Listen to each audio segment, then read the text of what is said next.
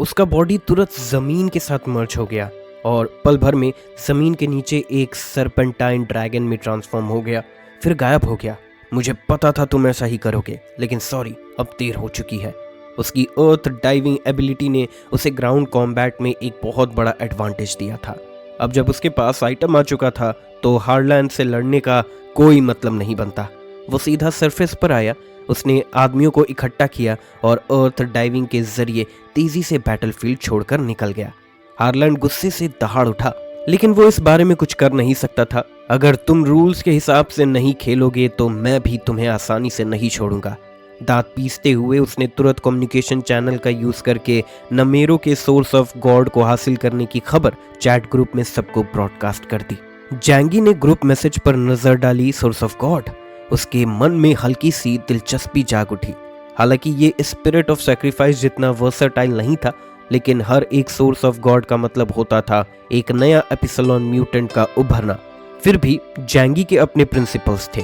वो किसी ऐसे इंसान से सोर्स ऑफ गॉड छीनने नहीं जाता जिससे उसकी कोई दुश्मनी ना हो, खासकर इतने क्रिटिकल वक्त पर। उसका ध्यान लेकिन हेराल्ड के मैसेज पर था, क्योंकि हेराल्ड के मुताबिक जिस जगह सोर्स ऑफ गॉड मिला था वो जमीन के नीचे थी, जिसे मैकेनिकल लीजन ने एक्सकेवेट किया था। क्या हो सकता है? क्या ये चीज थी जिसे वो ढूंढ रहे थे? चैट ग्रुप में हंगामा मच गया, इसीलिए वो हरामी फ्रेमोन की जमीन को इतनी बेरहमी से खोद रहे थे। जमीन के नीचे ऐसा खजाना दबा हुआ था, तो मैकेनिकल लाइफ फॉर्म्स को एलिमिनेट करने से सिर्फ एडवांस टेक्नोलॉजी और नए एनर्जी क्रिस्टल्स ही नहीं मिलते, बल्कि डिवाइन सोर्स भी मिलता है। लगभग हर म्यूटेंट यूनिट पागल हो गया। टेक्नोलॉजिकल ब्रेक थ्रू उसमें टाइम लगता है, लेकिन डिवाइन सोर्स से एक एपिसलोन टायर म्यूटेंट बनाना एक बिल्कुल रियल और तुरंत मुमकिन चीज थी। ग्रुप चैट के मेंबर्स ने मिस्टर बोधाका के आईडी को टैग किया। हम डेक्सस अगले मिशन की तुरंत एग्जीक्यूशन की डिमांड कर रहे हैं। एक और ने कहा, मिस्टर बोधाका, हम पियर कैंप्स भी वही डिमांड करते हैं। मैं भी। छोटे और मीडियम साइज नेशंस के लीडर्स इस कैंपेन में शामिल होने के लिए आपस में टकरा रहे थे। जैंगी को कुछ गड़बड़ महसूस हुई। मैकेनिकल लाइफ फॉर्म्स म्यूटेंट से बिल्कुल अलग रास्ते पर चलती थी। उनके कोर सबसे शुद्ध स्पिरिट ऑफ सैक्रिफाइस होते थे। सिर्फ सोर्स ऑफ गॉड के लिए वो इतने बड़े स्केल पर मोबिलाइज क्यों करती? कुछ तो डेफिनेटली ठीक नहीं था। सोर्स ऑफ गॉड जैंगी के लिए काफी अट्रैक्टिव था। आखिर कौन अपनी टीम में एक एपिसलोन टायर म्यूटेंट ऐड करने पर मना करेगा? फिर भी वो हमेशा अपने एक्शंस में कॉशियस रहता था। जब उसे कुछ गलत लगता था तो वो नेचुरली बिना सोचे समझे आगे नहीं बढ़ता था। हार्लैंड और नमेरो दोनों ही ऐसे म्यूटेंट्स थे जिनकी एबिलिटी इंडेक्स सिर्फ व्हाइट चैरियट लेवल तक पहुंची थी। उनके एक्शंस कुछ ज्यादा ही आसान लग रहे थे। याद करो, जब जैंगी का ग्रुप और एम्परर इंदिरा के नेतृत्व में भारत म्यूटेंट्स पहली बार फ्रेमोन्स आए थे, तब उन्होंने भयंकर लड़ाई झेली थी। जबकि जैंगी की सिचुएशन ज्यादा मुश्किल नहीं थी। भारत फोर्सेस को सच में हैवी लॉसेस उठानी पड़ी थी। जितना ज्यादा जैंगी इस बारे में सोचता, उतना ही उसे लगता कि कुछ न कुछ गड़बड़ जरूर है। लेकिन हर कोई उसकी तरह लकी नहीं था जिसके पास मल्टीपल एपिसलोन लेवल कॉम्बैटेंट्स हो।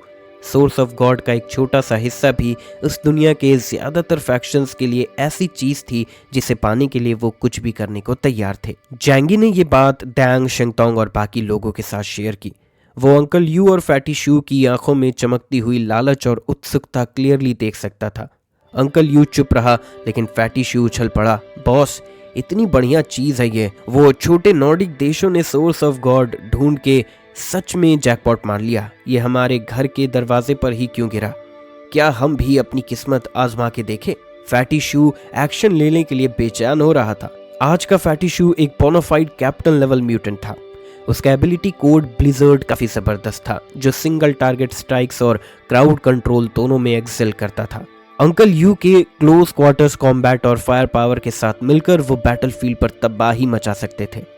चाहे ऊपर से वो कितने ही केयर फ्री दिखते हों, अंदर ही अंदर उसके अंदर एक स्ट्रॉन्ग कॉम्पिटिटिव स्पिरिट छुपी हुई थी। जल्दी नहीं, पहले देखते हैं क्या होता है। मुझे लगता है ये जितना सीधा दिख रहा है उतना है नहीं, जैंगी ने कहा। डैंग शेंगतोंग ने भी सहमति में सर हिलाया। शायद उनकी बस किस्मत अच्छी थी। ऐसी अच्छी फॉर्च्यून को नॉर्मल समझकर नहीं चल सकते। उन्होंने भी इस मामले को सीरियसली नहीं लिया। जो चीज जैंगी देख रहा था वो एक potential large scale energy reaction event था जो किसी भी पल हो सकता था। जिस पल एक demon God class machine appear होती, उसे पता था कि वो एक और भी ज्यादा कीमती स्पिरिट ऑफ सैक्रिफाइस होती। लेकिन अगले 2 दिनों में अजीब फिनोमिनन सामने आया, जिन्होंने इस बार उसे लगभग अपनी सीट से उछलने पर मजबूर कर दिया। हार्लैंड और नमेरो के प्रभाव में म्यूटेंट स्क्वाड्स की संख्या बढ़ने लगी, जो बेपरवाह डिटर्मिनेशन के साथ मिशंस उठा रहे थे। जैसे जैसे वो मैकेनिकल लीजन के डिगिंग जोन्स में घुसते गए, हेवी लॉसेस के बावजूद उन्होंने एक हैरान कर देने वाली डिस्कवरी की। जमीन के नीचे जो उन्होंने खुदाई की, वहां से सच में बहुत सारे अनमोल खजाने निकले। 2 और म्यूटेंट स्क्वाड्स ने गॉड ऑफ सोर्स निकाल लिया, या फिर उन्होंने ऐसी एनर्जी एंटिटीज खोज निकाली जो इंसानों के लिए अननोन थी, लेकिन जिनकी ताकत बेशक हद से ज्यादा थी।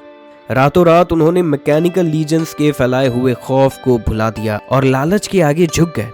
ऐसा लग रहा था जैसे उनके गिर चुके साथी और जान पहचान वाले कभी बैटलफील्ड पर मरे ही ना हो। हर सुबह 9:30 बजे सुबह होने के बाद वो निकल पड़ते थे और लगभग 3 बजे शाम ढलने के आसपास वापस लौट आते थे। अपने क्वार्टर्स में वापस आने के बाद भी उनकी आंखों से नींद गायब रहती थी। आज का हॉल बहुत विशाल था और कल हर अवेलेबल सोल्जर को डिप्लॉय करने के ख्याल, यहाँ तक कि होमलैंड से और ज्यादा म्यूटेंट्स को बुलाकर ट्रेजर हंट में शामिल करने के विचार उन्हें जगाए रखते थे। उनके भरपूर मुनाफे को देखकर जैंगी के दिल में भी थोड़ी सी जलन पैदा हुई। उसके वॉल्ट शैडो ट्रूप के मेंबर्स भी इस लड़ाई में कूदने के लिए बेचैन थे, लेकिन उन सब ने स्पेशल ट्रेनिंग ली हुई थी। जैंगी के कमांड के बिना कोई भी बैटल के लिए वॉलंटियर करने की हिम्मत नहीं करता, पर जितना ज्यादा वो खुद को रोके हुए थे, उतना ही जैंगी को महसूस हो रहा था कि कुछ ना कुछ गड़बड़ जरूर है। फैटिशू ने जैंगी को ढूंढा और अपनी शंका रखी। बॉस, क्या हो सकता है कि मैकेनिकल सिविलाइजेशन की फोर्सेस पहले से ही ज्यादातर गलत आंसर्स को एलिमिनेट कर चुकी हो? अब जब वो करेक्ट सॉल्यूशंस के करीब पहुंच रहे हो, इसीलिए ही वो लगातार इतनी बड़ी मात्रा में सोर्स ऑफ गॉड और मिनरल डिपॉजिट्स निकाल रहे हैं। जैंगी ने फैटी शू को तेज नजर से देखा। तुम मैकेनिकल सिविलाइजेशन को कम आंक रहे हो। जो सिविलाइजेशन इतने पावरफुल डीमन गॉड मेका बना सकती है, वो बेकार के टुकड़ों के पीछे टाइम वेस्ट नहीं करेगी। जैंगी ने अपनी आईब्रोज नैरो की। मुझे कुछ ठीक नहीं लग रहा। ये पूरा मामला एक बेट जैसा महसूस होता है।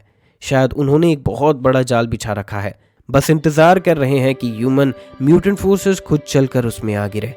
इस पॉइंट पर जैंगी ने यांग शिनशिन की तरफ देखा कंफर्मेशन के लिए। शिनशिन, क्या तुम्हें भी लगता है कि मैं सही हूँ? यांग शिनशिन जैसी स्मार्ट लड़की जरूर उसकी असेसमेंट से सहमत होती। यांग शिनशिन ने अपना काम नहीं रोका।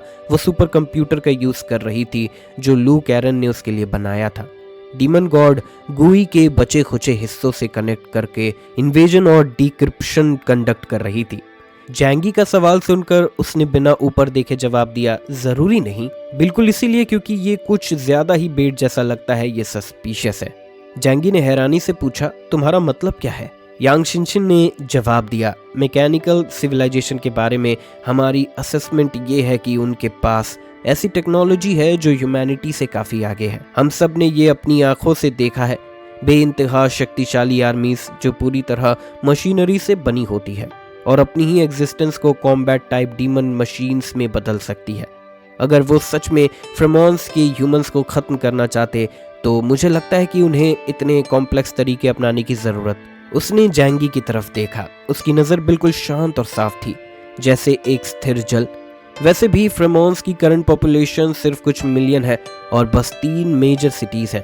मैकेनिकल सिविलाइजेशन इतना जिद करके उन्हें पूरी तरह मिटाने पर क्यों तुली होगी? भाई, क्या तुम विशाल घास के मैदान में कुछ चींटी के बिल देखकर उन पर उबलता हुआ पानी डाल दोगे? इस एनालिसिस ने जैंगी को गहरी सोच में डाल दिया। लेकिन अगर उनका मकसद ह्यूमन म्यूटेंट फोर्सेस को फंसाकर मारना नहीं था, तो फिर उनका असली उद्देश्य क्या हो सकता था? यांग शिनशिन ने अपना काम रोका। वो भी सोच में डूब गई। थोड़ी देर बाद उसने कहा, शायद उनका गोल ह्यूमंस को अपना प्रोजेक्ट में रिक्रूट करना हो। शुरू से लेकर अब तक उन्होंने कभी अपना असली चेहरा नहीं दिखाया। उनका सारा फोकस सिर्फ जमीन के नीचे किसी फोर्स को ढूंढने में लगी हुई है। इस बात पर कई लोगों की नजर इंस्टिंक्टिवली शैडो स्पेस की उस डोर के जमीन की तरफ चली गई, जहां एक विशाल काला स्ट्रक्चर पड़ा था जो किसी बिल्डिंग जैसा लगता था। लू कैरन अभी भी सैक्रिफिशियल स्पिरिट को एब्जॉर्ब कर रही थी। फिलहाल उनकी सारी एनर्जी डीमन गॉड गुई को स्टडी करने पर फोकस थी और उनके पास अभी तक टाइम नहीं था कि वो ब्लैक रूम क्या है उसको स्टडी करें। लेकिन सब लोग सोचते हैं कि ये चीज मैकेनिकल सिविलाइजेशन की एक्टिविटीज से रिलेटेड जरूर होगी। इस मैकेनिकल सिविलाइजेशन हमसे इन चीजों को ढूंढने के लिए यूज कर रही है। उनकी टेक्नोलॉजी इतनी एडवांस है, फिर भी उन्हें हमारी मदद की जरूरत क्यों है? जैंगी ने यांग शिनशिन के थॉट्स के लाइन में बात कंटिन्यू की। शायद ऐसी चीजें हैं जो वो खुद नहीं कर सकते। यांग शिनशिन ने अपना हाथ फैलाकर कहा, ऑफ कोर्स ये सिर्फ हमारा गेस है।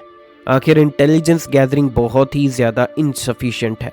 जब वो बोल रही थी तब वो डीमन गॉड गुई के सर्किट बोर्ड को सीरियसली डिसाइफर करना कंटिन्यू कर रही थी। एनर्जी कोर के अलावा जो लाइफ लाइक रिएक्शंस दिखाता है, बाकी सब कुछ मैकेनिकल था। डीमन गॉड गुई का ऑपरेटिंग प्रिंसिपल जरूर दूसरे डीमन गॉड्स के जैसे ही होगा। कम से कम वो सेम मैकेनिकल साइंस फ्रेमवर्क पर बेस्ड है। उसका थॉरो स्टडी करना जैंगी के लिए फ्यूचर में डीमन गॉड मशीन के खिलाफ बैटल में बेनिफिशियल होगा। मैंने डिसाइड किया है कि थोड़ा वेट और वॉच करते हैं। जब कैरन सक्सेसफुली ब्रेकआउट करेगी तब हम स्टडी करेंगे कि इस ब्लैक रूम में क्या है। जब जैंगी सिचुएशन को देख रहा था तब कई कंट्रीज के एलियन ग्रुप्स ऑलरेडी फॉर्च्यून बना चुके थे, लेकिन कुछ एक्सपर्ट टीम्स जैसे जैंगी अभी भी वेट वॉच कर रहे थे, जैसे कि knights of the round table, Roman Catholic church के नाइट्स टेम्पलार और कोलंबिया का नेचुरल साइंस एसोसिएशन। उनके पास बड़े फैमिलीज और बिजनेसेस हैं और वो सिर्फ बेनिफिट्स के लिए कुछ नहीं करेंगे। टेम्पटेटेड होने के बावजूद वो एंड्योर कर सकते हैं। लेकिन जैसे जैसे टाइम गुजरता गया, देखकर कि दूसरे कंट्रीज के एलियंस ने बहुत कुछ गेन कर लिया है, कुछ लोग ग्रेजुअली अपना इंटरेस्ट लूज करने लगे। जो सो कॉल्ड ट्रैप था उसने अपने क्लॉज दिखाता हुआ लग नहीं रहा था और ह्यूमंस उसमें गिरते जा रहे थे। उल्टा एक्शन लेने में डीले की वजह से एलियन टीम ने कई अपॉर्चुनिटीज मिस कर दी। जैंगी ने डिसाइड किया कि वो वरी छोड़ देना है, इसीलिए वो अगले कुछ दिन लू कैरन के सक्सेसफुल ब्रेक थ्रू का वेट करते हुए स्पेंड करता है। लाइफ लेवल्स का ट्रांजिशन एक कॉम्प्लेक्स प्रोसेस है। हर सेल एसेंशियल चेंजेस अंडरगो करेगा और वाइटलिटी जेनोमिक लेवल पर लिबरेट होगी। कुछ दिन बाद लू कैरन ने उस रूम का दरवाजा धक्का देकर खोला जहां वो सेक्युलेशन में थी। जैंगी और बाकी सब उसका बाहर वेट कर रहे थे। लू कैरन यूजुअल से अलग नहीं लग रही थी, लेकिन सब उससे बहुत फेमिलियर थे, इसीलिए सबको हमेशा लगता था कि उसमें कुछ अलग हो गया है। कंबस्टिबल कैसा है? जैंगी मेटल बॉक्स से नीचे कूद कर आया और कंसर्न के साथ पूछा। लू कैरन मुस्कुराई और जैंगी को नॉड किया। मैंने कर दिया भाई। चारों तरफ से चीयर्स और ब्लेसिंग्स की आवाज उठ गई।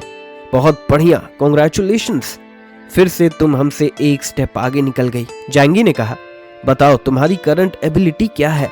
डेल्टा से एपिसिलॉन तक दो बिल्कुल अलग लेवल्स ऑफ लाइफ होते हैं और उनकी एबिलिटीज भी अर्थ शेकिंग चेंजेस अंडरगो करती हैं। लू कैरन ज्यादा कुछ नहीं बोली, बस अपने हाथ जैंगी के सामने फैला दिए। उसके हाथ ऐसे क्लेंच थे जैसे वो कुछ पकड़ रही हो। उसके पाम से एक ब्राइट व्हाइट लाइट रिलीज हुई। जल्द ही जैंगी ने देखा कि उसने एक मिरेकल क्रिएट कर दिया। एक गोल्ड का ग्रेन धीरे धीरे हवा में अपीयर हुआ जहां पहले कुछ भी नहीं था। वो गोल्ड बड़ा होता गया और आखिर में एक फिंगर नेल साइज का गोल्ड कॉइन बन गया। Void creation. जैंगी ने डिसबिलीफ में गोल्ड कॉइन उठाया और अपनी आंखों के सामने केयरफुली ऑब्जर्व किया। इसके टेक्सचर में कोई डाउट नहीं था, ये सच में एक गोल्ड कॉइन था। टैंग शेंगतोंग पजल्ड होकर बोला, ये फिजिक्स के कॉमन सेंस के अगेंस्ट है। नथिंगनेस से चीजें क्रिएट करना इम्पॉसिबल है। ये क्लियरली वो मेथड है जो क्रिएटर मिथ्स और लेजेंड्स में यूज करते हैं। लेकिन यांग शिनशिन ने एक ही नजर में सब समझ लिया। ये वॉइड क्रिएशन नहीं है। उसने लू कैरन के सामने वाले एरिया की तरफ पॉइंट करके कामली कहा, ये बस हवा में फ्री पार्टिकल्स को इंटीग्रेट करता है, उनके पार्टिकल्स फॉर्म को चेंज करता है और उन्हें रीअरेंज करके गोल्ड एटम्स में कन्वर्ट कर देता है। ये कहते ही यांग शिनशिन के चेहरे पर रिलीफ का लुक आ गया। अब तुम सच में गॉड के रेल्म के करीब पहुंच रही हो। इस दुनिया की मटेरियल स्ट्रक्चर तुम्हारी आंखों के सामने अब एग्जिस्ट नहीं करती। लू कैरन हंसी। मैं तुमसे छुपा नहीं पाई, आखिर तुमने एक ही नजर में देख लिया। लेकिन अब मुझे लगता है कि पार्टिकल स्टेट चेंज करना कोई बड़ी बात नहीं है। मैं क्रिएटर के लिए और ज़्यादा ऑ फील करती हूँ जिसने दुनिया क्रिएट की। उसका एक्सप्रेशन एक्सट्रीमली सीरियस था। इन कुछ दिनों में उसमें बहुत मिराकुलस चेंजेस आए थे। पावरफुल होने से उसने अपनी इनसिग्निफिकेंस भी फील की। जैंगी को सिर्फ ये पता था कि लू कैरन अब स्ट्रांग हो गई है, लेकिन कितनी स्ट्रांग हुई है वो नहीं जानता था। उसने वो क्वेश्चन पूछा जो उसके लिए ज़्यादा इम्पोर्टेंट था कि लू कैरन अब क्या कर सकती है। लू कैरन ने जैंगी से कहा, मैं तुम्हारे हाथों के वेपन को और आर्मर को डीमन गॉड के बॉडी के सेम लेवल तक अपग्रेड कर सकती हूँ। इस तरह अगले बैटल में हमारा भाई कम से कम वेपन्स के टर्म्स में पीछे नहीं रहेगा। एक और एबिलिटी है जो बहुत पावरफुल लगती है, लेकिन एक्चुअली यूज करना बहुत डिफिकल्ट है। उसने अपनी सफेद पाम्स को देखा। मेरी पाम्स अब सब मैटर को डीकंपोज कर सकती है। प्रिंसिपल्स में मेरे सामने लिविंग मैटर के अलावा सब कुछ पार्टिकल्स में बदल जाएगा। इसका मतलब है कि मेरे हाथों के अगेंस्ट कोई डिफेंस इफेक्टिव नहीं होगा।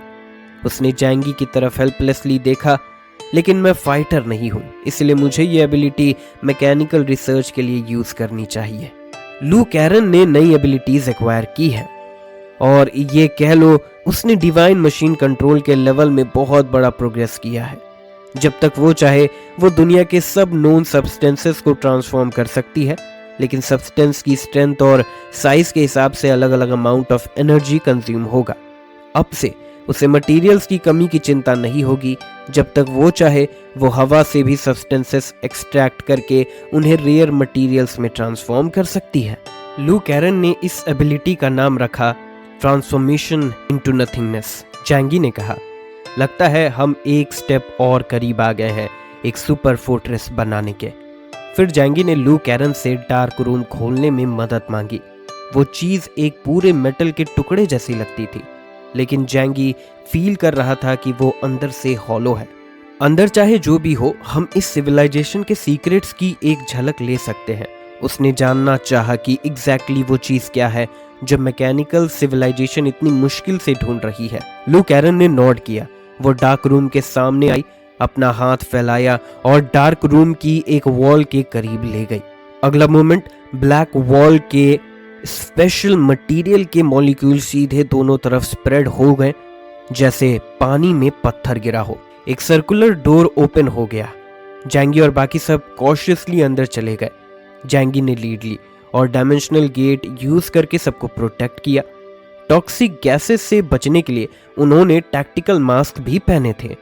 डार्क रूम के अंदर का स्पेस बहुत बड़ा था, लगभग 2 से 300 स्क्वायर मीटर्स।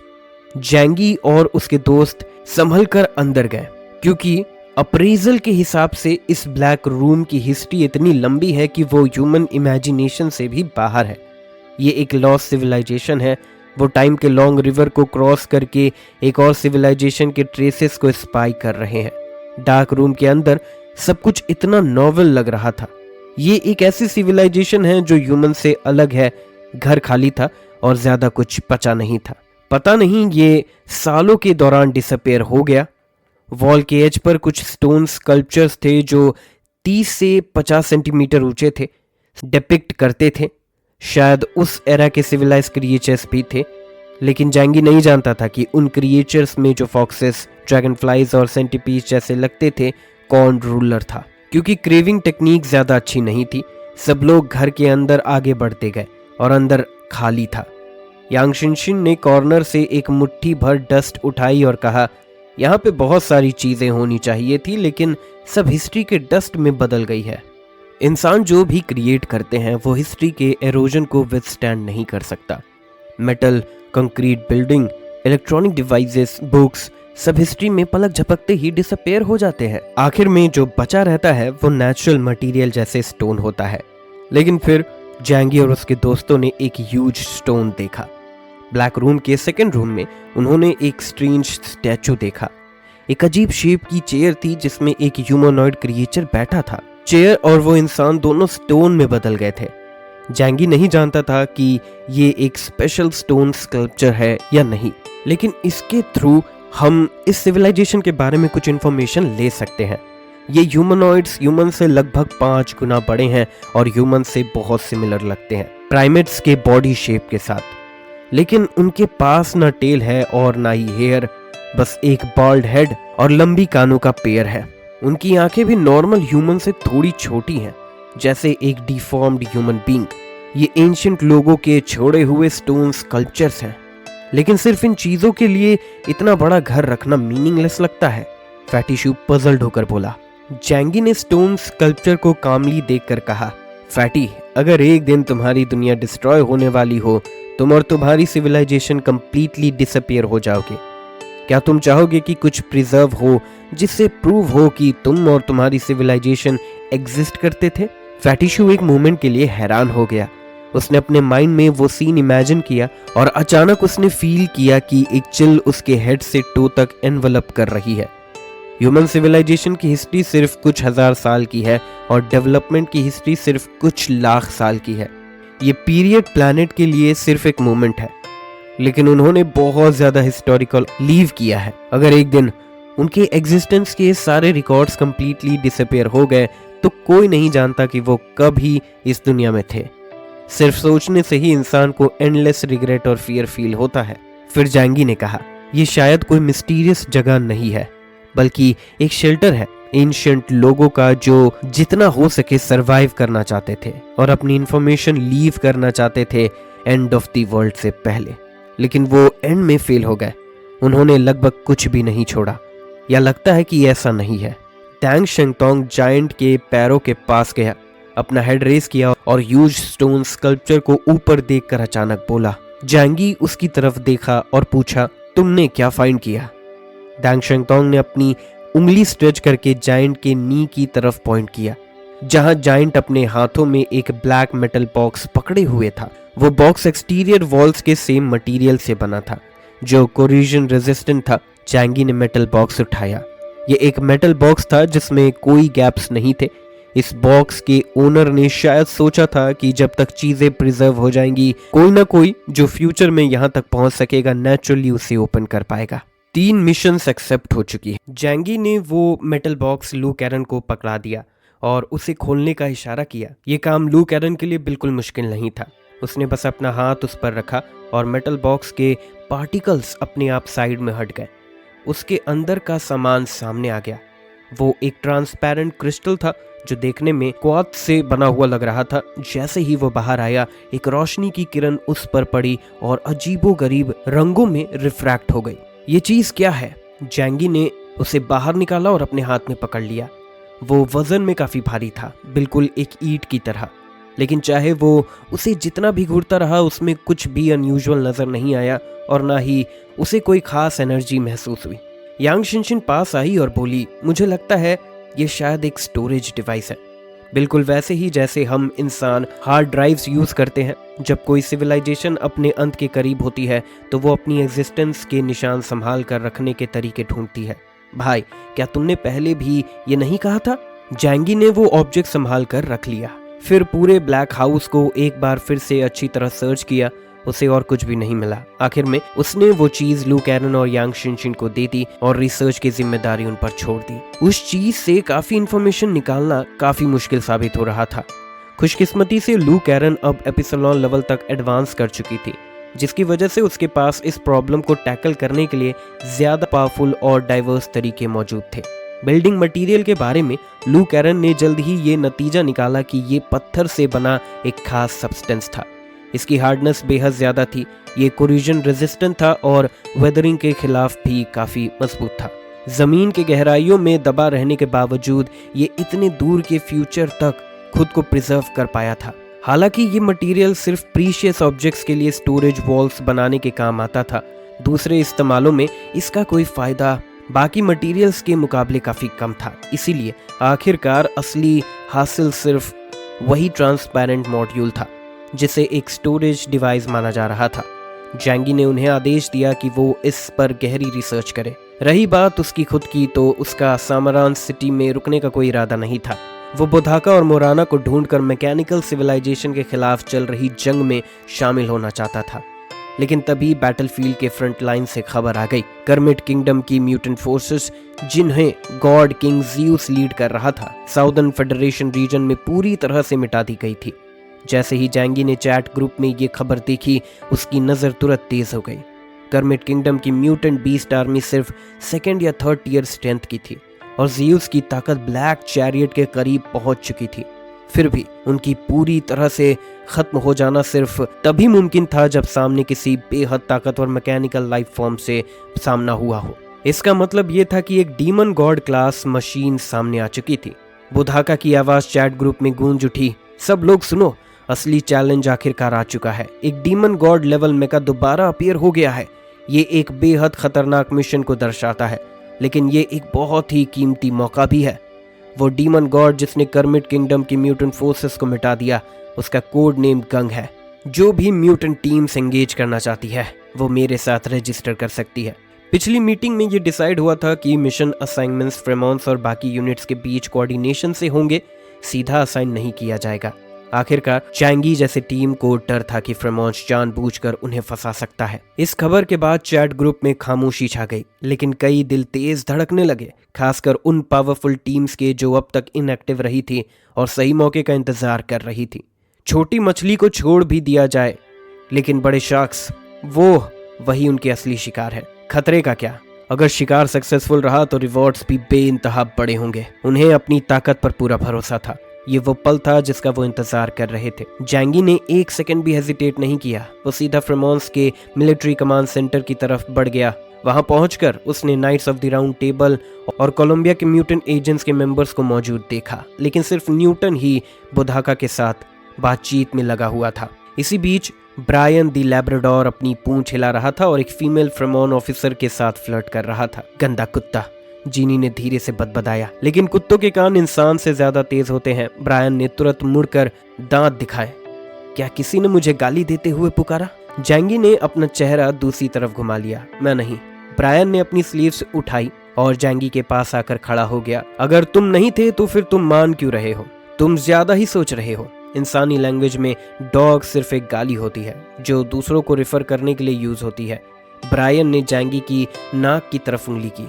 ये बिल्कुल सोफिस्ट्री थी। असल में हमारे घर पर डॉग्स गुड लक के लिए सिंबल्स होते हैं। जैंगी ने उसका पॉ हटा दिया। बस करो, ऐसे टाइम पर भी तुम लड़कियों के साथ फ्लर्ट करने की एनर्जी रखते हो? क्या तुम्हारे पास वैसे भी वो फंक्शन है?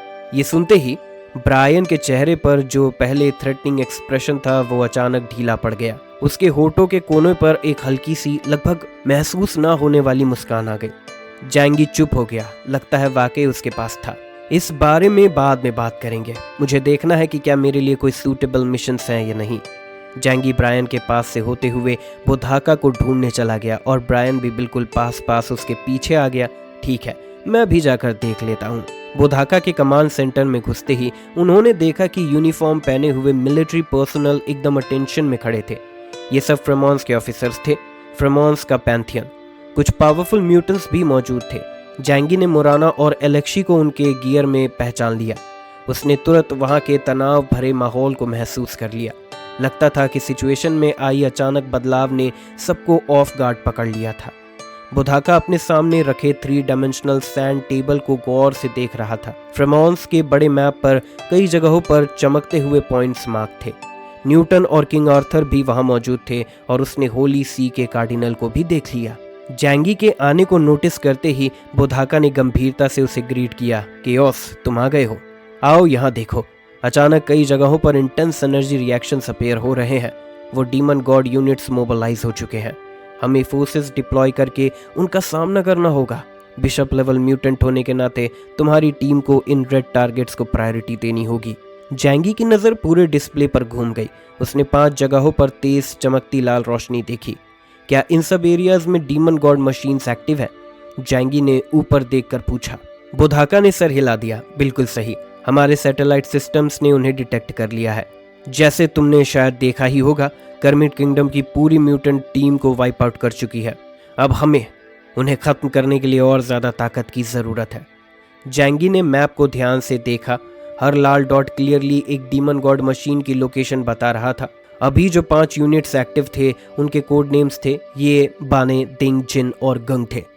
कोड नेम जितना पहले का होता उतना ही डीमन गॉड यूनिट ज्यादा पावरफुल होती और सामना किया गया खतरा भी उतना ही ज्यादा होता, लेकिन जीतने पर रिवॉर्ड भी उतना ही बड़ा होता। तो फिर चूज कैसे करे, ये सबसे बड़ा सवाल था। थोड़ी देर सोचने के बाद जैंगी ने कहा, मुझे इस पर ध्यान से सोचना पड़ेगा। साफ था कि किंग आर्थर और बाकी लोगों ने भी अभी तक अपना मन नहीं बनाया था। सब लोग प्रोज और कॉन्स को ध्यान से तोल रहे थे। इसके बाद जैंगी कमांड सेंटर से बाहर निकल आया और बाहर खुले एरिया में आ गया। उसने लिंग को मैसेज भेजा, इंटेलिजेंस सिस्टम्स को इंस्ट्रक्ट करते हुए कि उसे रीसेंट 3D इमेजेस भेज दी जाए। तुम्हें क्या लगता है मुझे कहाँ जाना चाहिए, उसने पूछा। लिंग एक रहस्यमयी औरत थी। उसका इंटेलिजेंस तक एक्सेस, जो आमतौर पर सिर्फ फ्रेमोन्स के इनर सर्कल के लिए रिजर्व होता था, ये दिखाता था कि वो कोई ऑर्डिनरी शख्स नहीं थी। जैंगी उसकी सलाह सुनना चाहता था, शायद उसके पास कोई डिसिसिव इंटेलिजेंस हो। डेटा रिव्यू करने के बाद लिंग ने सीधा रिप्लाई दिया, अगर मैं होती तो मैं इनमें से कोई भी ऑप्शन चूज नहीं करती। जैंगी ने भौएं सिकुड़ ली, तुम्हारा मतलब क्या है? क्या तुम कह रही हो कि ये सब ट्रैप्स है? लिंग ने अपनी तरफ से 3D मैप को देखा। उसकी आवाज में हल्की सी ठंडक और तीखापन था। अभी तक सिर्फ 5 डीमन गॉड्स ही अपीयर हुए हैं।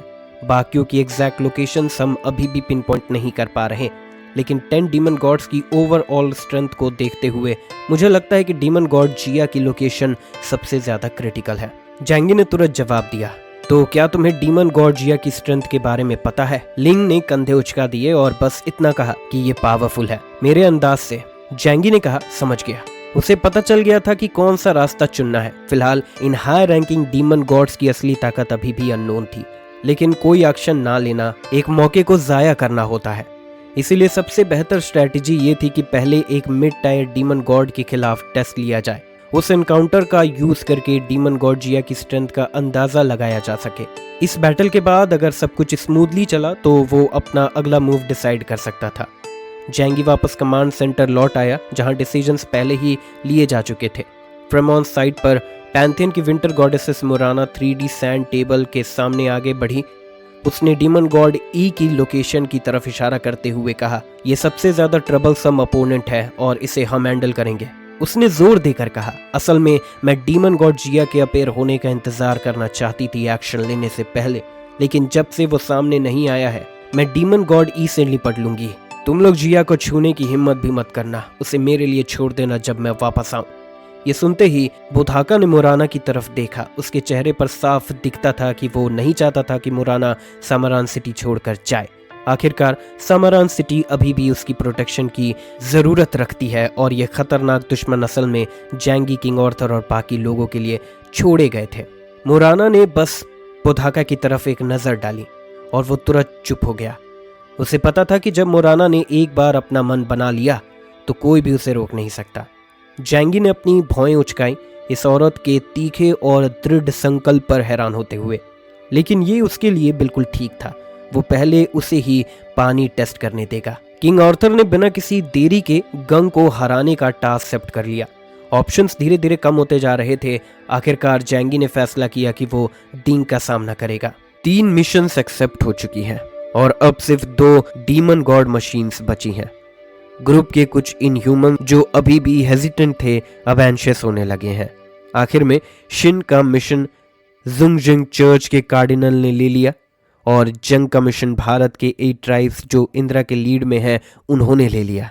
ये कोई सिंपल कॉम्बैट मिशन नहीं है। सबको पता है कि इसमें बहुत बड़ा डेंजर है, इसीलिए हमें फुल्ली प्रिपेयर्ड रहना होगा।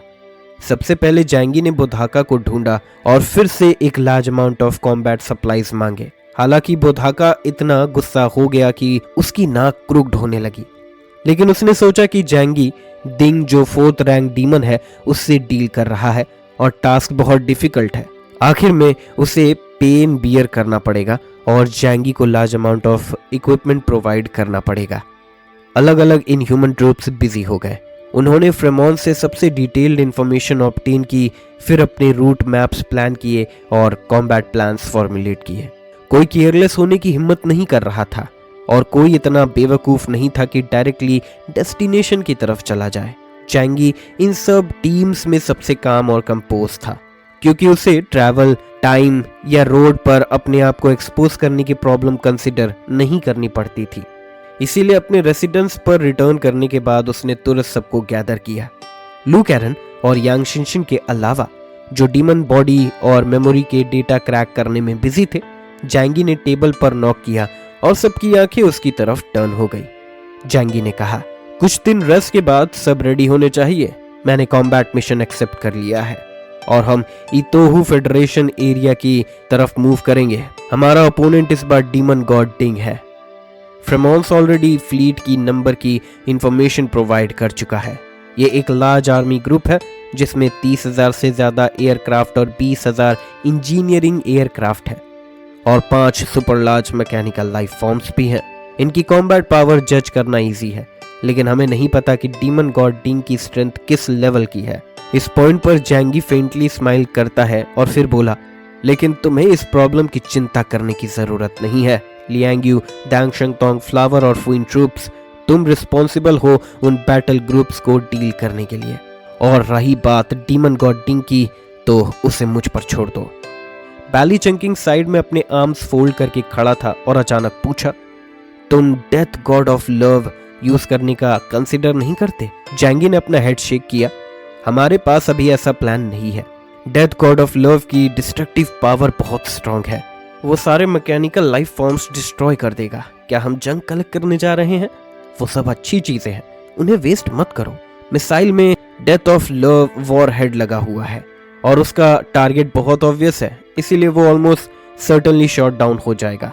जैंगी अपनी एबिलिटी यूज करके क्लोज रेंज में उसे डेटोनेट कर सकता है, लेकिन डीमन गॉड के बॉडी के उसके जजमेंट के बेसिस पर इसका इफेक्ट बहुत अच्छा नहीं होगा।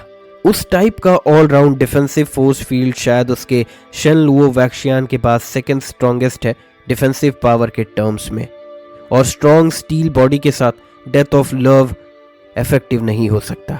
दांग शंगतोंग फिर बोला, अब हमारे पास मैकेनिकल लाइफ फॉर्म्स के बारे में बहुत सारी इंफॉर्मेशन है, इसीलिए उन ग्रुप्स ऑफ मशीन्स को डील करना डिफिकल्ट नहीं है। लेकिन डीमन गॉड डिंग, तुम उससे कैसे डील करने का प्लान कर रहे हो? जैंगी ने धीरे से अपने 2 फिंगर स्ट्रेच किए। 2 पॉसिबिलिटीज हैं। पहला, डिंग एक अपग्रेडेड वर्जन है डीमन गॉड गुई का। डीमन गॉड गुई के बेसिस पर उसके वेरियस परफॉर्मेंस ग्रेटली इंप्रूव हो गए हैं। अगर ऐसा है तो मेरे पास उससे डील करने का तरीका है। वो मेरी डिफेंस ब्रेक नहीं कर सकता, इसीलिए मैं उसे होल्ड बैक करके फाइट कर सकता हूँ। या तो मैं उसे डायरेक्टली किल कर दूंगा, या फिर मैं वेट करूंगा कि तुम अपने अपोनेंट को फिनिश करो और फिर मुझे हेल्प करने आ जाओ। सेकंड पॉसिबिलिटी ये है कि डिंग के पास ऐसी एबिलिटीज हैं जो डीमन गॉड गुई के पास नहीं थी, लेकिन फिर भी उसकी स्ट्रेंथ मुझे क्रश करने के लेवल तक नहीं पहुंच सकती। वरना उस दिन जब कैरन सिटी फॉल हुआ था, टेंपल ऑफ द गॉड्स में कोई सरवाइव नहीं होता। इसीलिए मेरे पास उसकी स्ट्रेंथ का एक रफ एस्टिमेट है। इस केस में मैं कम से कम इंश्योर कर सकता हूं कि मेरी लाइफ उसके सामने डेंजर में नहीं होगी। फिर मैं तुम्हें रिमाइंड करता हूं कि हमेशा एस्केप के लिए प्रिपेयर्ड रहना, इसीलिए वॉर के बिगिनिंग में डिस्पर्स मत होना।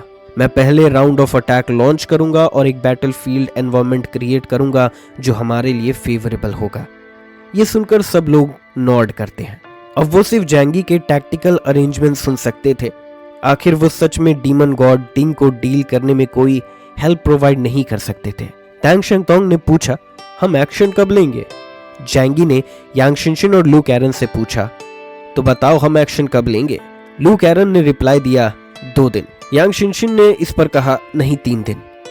जैंगी ने नोट किया, ठीक है तो 3 दिन।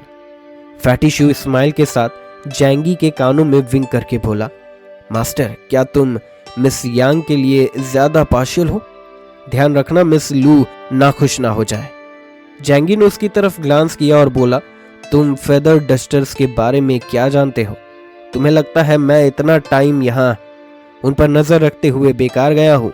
कैरन को प्रिपेयर होने के लिए 2 दिन चाहिए और शिनशिन को 3 दिन चाहिए, इसीलिए मुझे 3 दिन वेट करना होगा और फुल प्रिपरेशंस करने के बाद ही एक्शन लेना होगा। प्रिपरेशन पीरियड बहुत लंबा था और अगले कुछ दिनों में वो डीमंस एक एक करके अपीयर होने लगे। रिमेनिंग 9 डीमंस सब शो अप हो गए और मैकेनिकल आर्मी का एक्सकेवेशन वर्क भी सिग्निफिकेंटली एक्सेलरेट हो गया। फ्रेमोस जैसे कंट्री का जजमेंट ये था कि मैकेनिकल सिविलाइजेशन अब उन चीजों के करीब आ गई है जो वो ढूंढ रहे हैं।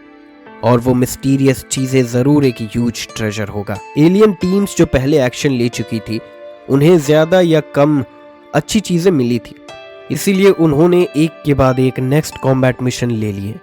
डीमन गॉड वू का मिशन फ्रेमोन्स एलियंस की टीम ने लिया जो न्यूटन और ब्रायन के लीड में थी। Demon god Rain European alliance team temple Asgard, demon god Kutun empire और एम्परर सैलाडिन की shadow demon legion. Demon armour भी रोमन टेम्पल यूरोप से आया था और लॉर्ड जुपिटर से उसे टेक ओवर किया। यूरोपियन अलायंस उस टाइम पे पहले जैसा नहीं था। कुछ पावरफुल कंट्रीज अलायंस से विड्रॉ कर गए और कुछ कंट्रीज स्ट्रॉन्ग के कॉन्क्वेस्ट की वजह से मर्ज हो गए। सबसे ऑब्वियस एग्जाम्पल था कुटुन एम्पायर जो सैलाडिन के लीड में था, जिसमें एशिया और यूरोप के बीच के डजन से ज्यादा स्मॉल कंट्रीज इंटीग्रेट करके एक नया एम्पायर बना जिसका टेरिटरी वास्ट था। Of course demon God machines के गार्डेड एरियाज के अलावा मैकेनिकल लीजन्स भी फ्रेमोन्स के अलग अलग पार्ट्स में ऑपरेट कर रहे थे। ये एरियाज स्लाइटली वीकर कंट्रीज के इनह्यूमन टीम्स को सप्रेस करने के हैंड ओवर किए गए। जैंगी को फुल प्रिपरेशन करने में 3 दिन लगते हैं, लेकिन सबके पास उसकी पेशेंस नहीं थी। टास्क रिसीव करने के बाद बहुत लोग एगर थे एक्शन लेने के लिए। जैसे रोमन टेम्पल टीम ने एरमान फेडरल रीजन में एक ह्यूज न्यूक्लियर पावर प्लांट के रूइंस पर स्टेप रखा। पैंथियन मोराना ने हाफ पावरफुल इनह्यूमंस को गैदर किया, इंक्लूडिंग एलेक्शी थंडर गॉड पेरुन और जसलबर्ग मून गॉड, और प्रिपेयर किया सेट ऑफ करने के लिए उस एरिया में जहां डीमन गॉड बी था। उन्होंने ब्रीफली डीमंस के साथ फाइट किया जब कैरन सिटी फॉल हुआ था, इसीलिए उन्हें बहुत अच्छी तरह पता था कि वो कितने स्ट्रांग थे। इसीलिए इस बैटल में मोराना ने रैश एक्ट नहीं किया बल्कि अपने स्ट्रांग फोर्सेस को कंसंट्रेट किया। रीजन की डीमन बी को टारगेट चूज किया गया इस बार ये था कि बी का एरिया कैरन था, फ्रेमोन्स की कैपिटल। जब बोधाका को पता चला कि मोराना आर्मी को बैटल के लिए लीड करने वाली है, वो तुरंत उसे रोकने के लिए आया। मोराना, क्या तुम बहुत हेस्टली एक्ट नहीं कर रही हो? ये बैटल जरूर डेंजरस होगा। क्यों ना केओस किंग आर्थर कोलंबिया का सिचुएशन टेस्ट कर ले। इंतजार करो जब तक वो सक्सेसफुली पावरफुल एनिमीज को डिफीट ना कर दे, और फिर उनके साथ यूनाइट होके अपर डीमन गॉड बी के अगेंस्ट फाइट करो। बोधाका ने एक्साइटमेंट के साथ मोराना को परसुएट किया। कोई डाउट नहीं था कि मोराना फ्रेमोन्स की सबसे पावरफुल एलियन थी और वो एक शार्प स्वॉर्ड की तरह थी, सबसे पावरफुल और सबसे वल्नरेबल टू डैमेज, वरना पूरा फ्रेमोन्स टर्मोइल में चला जाता। उस वक्त वो हुआक्शू किंगडम से बहुत एनवियस था, जहां 2 बिशप लेवल एक्स्ट्राऑर्डिनरी लोग इंचार्ज थे। जब जैंगी वहां नहीं था, कम से कम हो तू हुआक्शू किंगडम को गार्ड कर रही थी। लेकिन अनफॉर्चुनेटली रिसेंट सालों में फ्रेमोन्स की नेशनल स्ट्रेंथ सिग्निफिकेंटली डिक्लाइन हो गई थी और उसकी पॉपुलेशन और economic strength internationally high rank नहीं कर रही थी। एक बिशप लेवल एलियन का बर्थ एक हेवन का ब्लेसिंग था और उनके रिसोर्सेज का ऑल कॉस्ट पर कल्टीवेट करने का रिजल्ट था। बोधाका टॉलरेट नहीं कर सकता था कि मोराना के साथ कुछ हो। मोराना की गेज हमेशा कोल्ड थी, वो किसी पर डायरेक्टेड नहीं थी और वो बस नेचुरल थी। हमें कैरन सिटी खुद से वापस लेना होगा, वरना हम फ्रेमोन्स की शर्म को कभी नहीं मिटा पाएंगे। बहुत सालों के दौरान बैटलफील्ड पर कई डिफीट्स की वजह से कई कंट्रीज ने फ्रेमोन्स को नीचा देखा है। हमने अपनी लीडर की क्वालिफिकेशन भी लगभग खो दी है। ये एक रेयर अपॉर्चुनिटी है जहां दुनिया के सब इनह्यूमन्स टीम्स यहां गैदर हुए हैं। मुझे यहां प्रूव करना होगा कि फ्रेमोन्स अभी भी स्ट्रांग है, कोई उसे हिला नहीं सकता है। बोधाका और कुछ कहना चाहता था, लेकिन जब उसने मोराना की आइस ब्लू आंखें देखी जो स्ट्रांग सेल्फ स्टीम और सेल्फ कॉन्फिडेंस रिवील कर रही थी, उसने अपने वर्ड्स स्वॉलो कर लिए। ठीक है, बोधाका ने नोट किया, तो चलो साथ में लड़ते हैं। इस बैटल को ब्यूटीफुली जीतना है। एक एडमिनिस्ट्रेटिव ऑफिशियल के रूप में वो लॉजिस्टिक्स के चार्ज में एक इम्पॉर्टेंट फिगर था। आज के डूम्सडे एनवायरनमेंट में लॉजिस्टिक एक कंट्री के लिए टॉप प्रायोरिटी है। हालांकि उसकी पर्सनल कॉम्बैट कैपेबिलिटीज आउटस्टैंडिंग नहीं थी, लेकिन एक रियल डिसिसिव बैटल में इंटेलिजेंस और रिसोर्सेज सप्लाई एक्सट्रीम इंपॉर्टेंट होते हैं। वो मोराना और बाकी सबके लिए ग्राउंड वर्क लिए करेगा। इस बार मोराना अच्छी तरह प्रिपेयर्ड थी और उसने अकेले ही 5 एपिसलोन लेवल म्यूटेंट्स डिस्पैच किए। इन 5 लोगों में पहले मिशन किए गए 3 के अलावा 2 और थे, गॉड ऑफ फायर दाजीबॉग जिसका एबिलिटी इंडेक्स 19,000 पॉइंट्स था, और गॉड ऑफ हेट्स वाइल्ड्स जिसका 18,000 पॉइंट्स था। ऐसे एक्स्ट्रा ऑर्डिनरी लोगों की टीम की कॉम्बैट इफेक्टिवनेस एक्सट्रीमली अमेजिंग थी। आखिर 2 एपिसलॉन्स जिनकी स्ट्रेंथ ब्लैक चैरियट लेवल के करीब थी, 2 ब्लैक चैरियट्स और एक वाइट बिशप दुनिया की किसी भी जगह एक ह्यूज स्टॉर्म स्टर करने के लिए इनफ थे। इस बैटल में उन्हें सिर्फ जीतना नहीं था बल्कि खूबसूरती से जीतना था। बाकी लोग एक एक करके सेट ऑफ हो गए क्योंकि डेविल शायद एक ही जगह उनका वेट ना करे। जैंगी पेशेंटली 3 दिन वेट कर रहा था जब तक लू कैरन और यांग शिनशिन अपना काम फिनिश नहीं कर लेते। यांग शिनशिन ने अपने हाथ सुपर कंप्यूटर से नीचे रखे। उसकी आंखों में लिंगरिंग फैटीग थी। सबसे स्ट्रॉन्ग ब्रेन भी ज्यादा सोचने से थक जाता है, लेकिन उसकी आंखों की गहराइयों में एक एक्साइटमेंट थी। यांग शिनशिन ने डायरेक्टली एक पीस ऑफ इंफॉर्मेशन जैंगी को ट्रांसमिट किया और फिर कहा, भाई मुझे थोड़ी देर के लिए अच्छी रेस्ट लेनी है, अगर और कुछ हो तो मुझे कॉल करना। जैंगी का इंटेलिजेंस सिस्टम तुरंत एक large amount of data receive कर गया और क्विकली कोर कंटेंट एक्सट्रैक्ट कर लिया। ये देखकर जैंगी ने एक रिलैक्स्ड स्माइल रिवील किया, वेल अच्छी रेस्ट लो, बाकी सब मुझ पे छोड़ दो। टाइम आ गया था। जैंगी ने लू कैरन के हाथ से एक ब्रांड न्यू ब्रेसलेट लिया और शैडो इस मोमेंट में डैंग शेंगतोंग का हेवनली गॉड स्क्वाड और पूरा वर्ल्ड शैडो ट्रूप यूनिट जो बैली चंकिंग के लीडरशिप में था पूरी तरह से तैयार खड़ा था, सीधे बैटल में घुसने के लिए रेडी। जैसे ही वो सामने आए, जैंगी ने सबको सिर्फ एक हल्की सी मुस्कान के साथ देखा। चलो हाँ सुप्रीम लीडर। फूइन मेंबर्स की गरजती हुई आवाज गूंज उठी बिल्कुल बिजली की तरह। जैंगी के स्मार्ट डिवाइस ने होरोंग फेडरेशन रीजन के कोऑर्डिनेट्स कंफर्म किए, हाई एनर्जी रिएक्शन जोन के बेसिस पर एग्जैक्ट लोकेशन पिन पॉइंट की। फिर उसने डायमेंशनल गेट खोला और सबको उस डायरेक्शन में लीड किया। होरोंग फेडरेशन रीजन, ये एरिया कभी इंसानी शहरों का हिस्सा हुआ करता था, लेकिन अब पूरी फेडरेशन टेरिटरी में लगभग कोई भी ह्यूमन आर्किटेक्चर का निशान बाकी नहीं था। बड़े शहर लगभग पूरी तरह से तबाह हो चुके थे। घने बादल आसमान को ढके हुए थे। नीचे जमीन पर एक उदास और भारी सा साया डाल रहे थे।